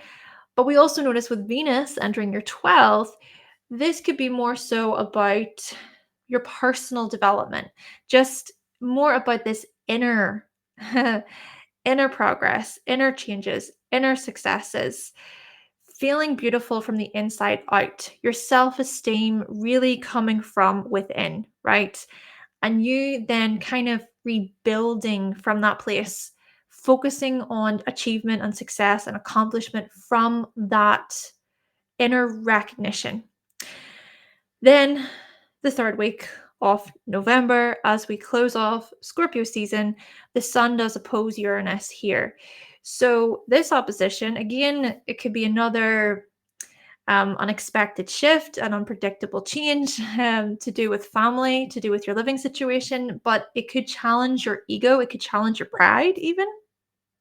It may even shake up your sense of self slightly, right? Sort of throw you off balance a little bit. But hey, maybe even a part of this is there could be a surprise that is so exciting that you actually think, oh my gosh, yeah, my professional life can change in a way where I'm feeling stronger. I'm feeling more aligned with my goals, my long term goals and what I want to build for the future.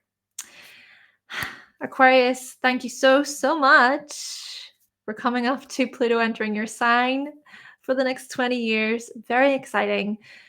But now what we're going to do is we're going to explore Pisces. Lastly, then we have Pisces. Pisces, what is in store for you this Scorpio season? Well, do you know what? What I want to do is I want to start off by saying that, well, we're going to start with Pluto to begin with, because Pluto has been transiting your 11th house for the past 16 years, Pisces.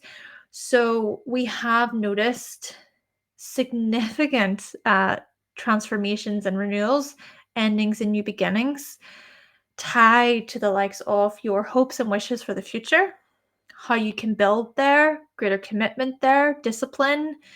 But then also we want to think about your friendship circles, your communities, your teams, the role that you play within society, and how you contribute actually to the group. These things really ushering in greater empowerment on your behalf, on your part, Pisces, and the resilience and the strength that has been required of you, especially if it is that things have been rather tough as well. When we think about the power struggles and the challenges that can come with Pluto transits there, a lot of shadow work, a lot of assessing how it is that you show up to the group and what fears you may have there, what limitations and blockages you experience there too. So the thing about Pluto then entering your 12th house from the 19th of November, so we think about more the closing of Scorpio season, but Pluto in your 12th house, well, you have had a taster of this over the past few years. But for you, this is then a lot of, a lot of inner stuff coming up, a lot of the psychological and unconscious drives and motivations, which will be presented to you, perhaps through dreams, through synchronicities. Your spiritual values and beliefs will really come through here over the next 20 years or so. Could be a really useful time to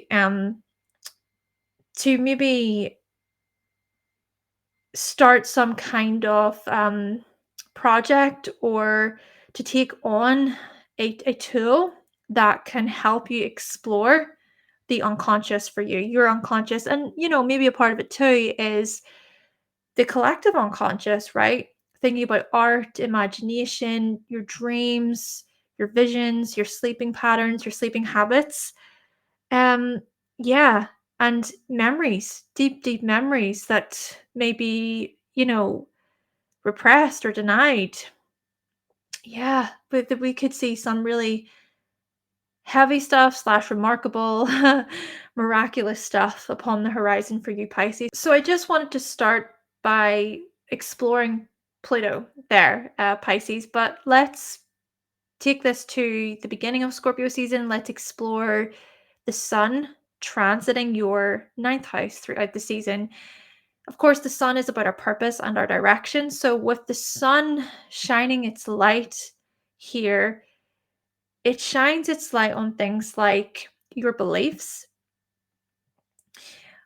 self-discovery, self-exploration, long-distance travel, traveling into the darker corners of your mind, so to speak, into your depths, integrating parts of the shadow, experiences out there in the world that can really shape you and transform your perception and your worldviews, right? Your perspectives of the world around you could really change. This could also be about close and intimate relationships that you form whenever you publish or broadcast information with the world. So yes, the sun will shine its light on these areas throughout Scorpio season for you. But then there will be the new moon in Scorpio, which will happen on the 1st of November. So that new moon will usher in this intention setting. So to set new intentions to do with the likes of your higher education, to do with expanding your mind, expanding your knowledge in some way, shape, or form, again, there's this getting to the core, getting to the root energy about this.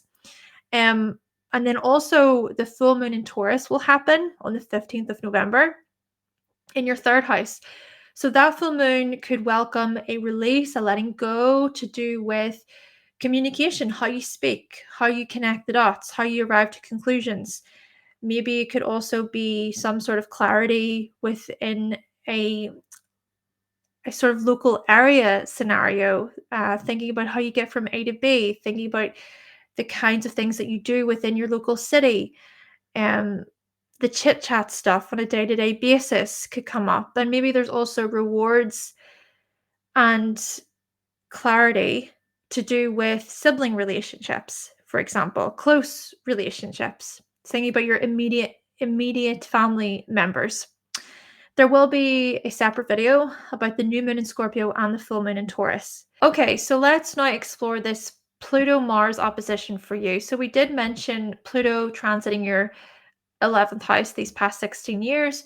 So this opposition could very well indicate a kind of power struggle or conflict, even an emotional breakthrough, an emotional release tied to your self-expression or tied to a romantic relationship or love, right? Love connection, how you really feel on the inside about your lover. Or this could even be conversations about children, or maybe this is even about free time and how you spend your free time. Or perhaps what could come up here is some power struggles between members of the group and what you want to do in terms of your free time and forms of enjoyment. It could be quite reactive, actually. There could be something quite reactive and protective about all of this. But hopefully, with this opposition, you can come together and you can more so consider, right, let's be mature about this, or let's try to arrive at a conclusion where it's more about a win-win outcome, basically. It's more about hearing each other's needs, creating space. There's that reciprocity that can be gained there. As for Mercury, so Mercury is in Scorpio throughout this. So there's a part of Scorpio season where Mercury is in Scorpio. So we think about the end of October for you. And perhaps then this is about conversations with professors, lecturers, teachers, or gaining feedback about your performance when it comes to your university work, or gaining feedback when it comes to your higher education.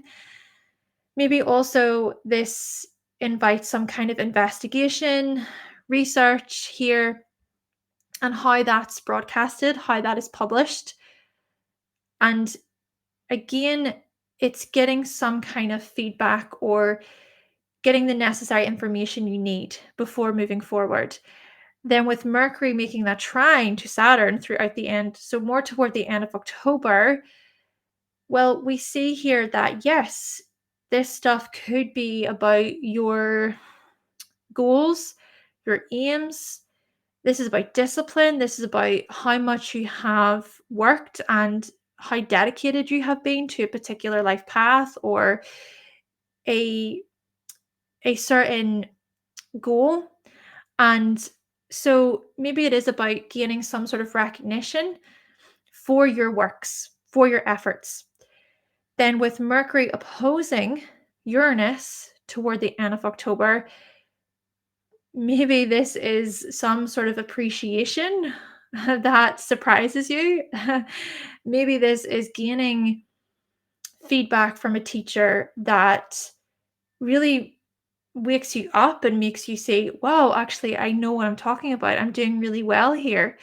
Or maybe it's enough to make you reposition yourself or go through a change, right? To go through some sort of intellectual knowledge-based change. Or maybe this is even about your philosophies being challenged because of a breakthrough, because of something that your sibling says to you, or because of just a simple slogan or choice of words, right? And it's just enough to make you go, oh, wow, I never saw it like that before. So yeah, there could be some transformation in these ways for you. Let's now move on to the first week of November. So on the 2nd of November, actually, Mercury enters your 10th house. So we're going to see for you this curiosity and this intrigue, this engagement to do with, well, your accomplishments and your achievements, and how your accomplishments and achievements involve publishing or media or reporting or journalism.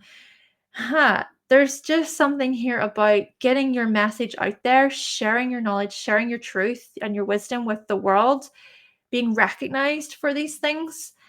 And then also on the 3rd of November, Mars enters Leo for the rest of the season. So this will happen in your 6th. So we could see some sort of recognition from coworkers, colleagues, employers. We could also see you being really creative and confident, actually, when it comes to your work, when it comes to your services. Maybe you even invite something quite playful and something quite spontaneous into your working lives, or maybe there's some kind of dramatic insight that comes through. Goal setting and your drive would be geared more toward your everyday tasks and responsibilities. But again, there's a heartfelt presence here. There's something warm and inviting with this, about this, especially with that trine between Mars and Mercury. And then we also notice that Venus is in your 10th house. So Venus is already in your 10th house for a good portion of Scorpio season, kind of saying, yes, publicly, professionally, you're getting that recognition. You're being very attractive and expansive, and your message is reaching many people, and you're very likable, and you're funny, and you're entertaining. You just give off this likable presence. And maybe a part of it too is coming across as quite comedic and preachy, perhaps, because of you being blunt and you being very truthful. It's like, yes, I said what I said, kind of thing. Yeah, you may even find that professionals, managers, bosses, they see your efforts more. Could be a promotion, could be a raise, for instance. Yes, rewards could very well come up for you around this time, Pisces. Now, the first week of November, Jupiter does oppose this Venus, so Venus in the 10th. So maybe there could be some adjustments to do with your family life, your living situation. Maybe it's important just to take it one task at a time. You could get carried away with yourself slightly there. Then with the opposition to Neptune, it could be this dreamlike state that you're in, or this wishful thinking, this daydream sort of energy. And sure, we could welcome some of that. There could be healthy daydreaming, healthy visualizing in terms of the future, and especially thinking about your home life and your professional life and what you want to happen there. But just do be mindful of going overboard and being overly idealistic about the whole stuff, the whole matter. And then also, as we move into the 3rd week of November, or the 2nd week of November, sorry, Venus will enter Capricorn. So from the 11th of November for the rest of Scorpio season, let's think about it this way. Pluto is leaving the 11th, and you've noticed all of the harsh realities, taking responsibility, commitment changes to do quality changes to do with friendships and social circles and interacting, etc., teamwork, etc. But then Venus is going to come along from the 11th of November for the rest of the season, and it's going to say, hey, you know what? Do you see how much you've worked on yourself? Do you see how people recognize you? They want to give to you. They love you. They respect you. They enjoy being around you. But then also, A part of this is about your security, and it's about your expertise, teaching, public speaking. You could be quite influential actually throughout Scorpio season, Pisces. Then on the 15th of November, Saturn will actually turn direct in your sign. So keep in mind that Saturn is the dispositor of Venus in this case, with Venus being in Capricorn. So we could see coming into the second week of November this kind of aha, I have worked on myself. I have revisited old plans and structures, and I can see the foundations that I've built when it comes to my life path and setting myself up for success. Yes, I am more than capable. I can do this. It's this, I think, this healthy dose of I can do it. And being being quite determined and disciplined, just showing up in this mature, wise way, especially because you've done a lot of this inner work over these past number of months. Then, as we come into the third week of Scorpio season, we begin to close the season.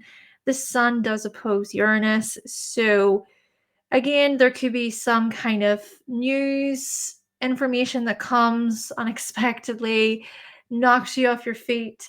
It's so out of the blue. Maybe it's partly mysterious, but then it comes to light, and that information could challenge your ego, could challenge your pride and your identity slightly. But maybe a part of it too is, hey, it's a lesson. It's all very much a lesson, and I'm going to learn from this. Thank you so much, Pisces. And so, with that, everyone, this has been Scorpio season. Whew. Scorpio season. Thank you all so much for listening. If you would like to book a reading with me, you can visit my website, hannahselsewhere.com. And if you really did enjoy your horoscopes today, you can always buy me a coffee. And the link is just there. But of course, there is no pressure to do anything, completely up to you. But mostly, I just hope that you have a great season ahead. Thank you all so much for being here. I appreciate you. Remember to comment, like, subscribe. That's if you want to subscribe and you do like the video. But with that, yes, thank you for all of your support, and I will talk to you all in the next video. Bye.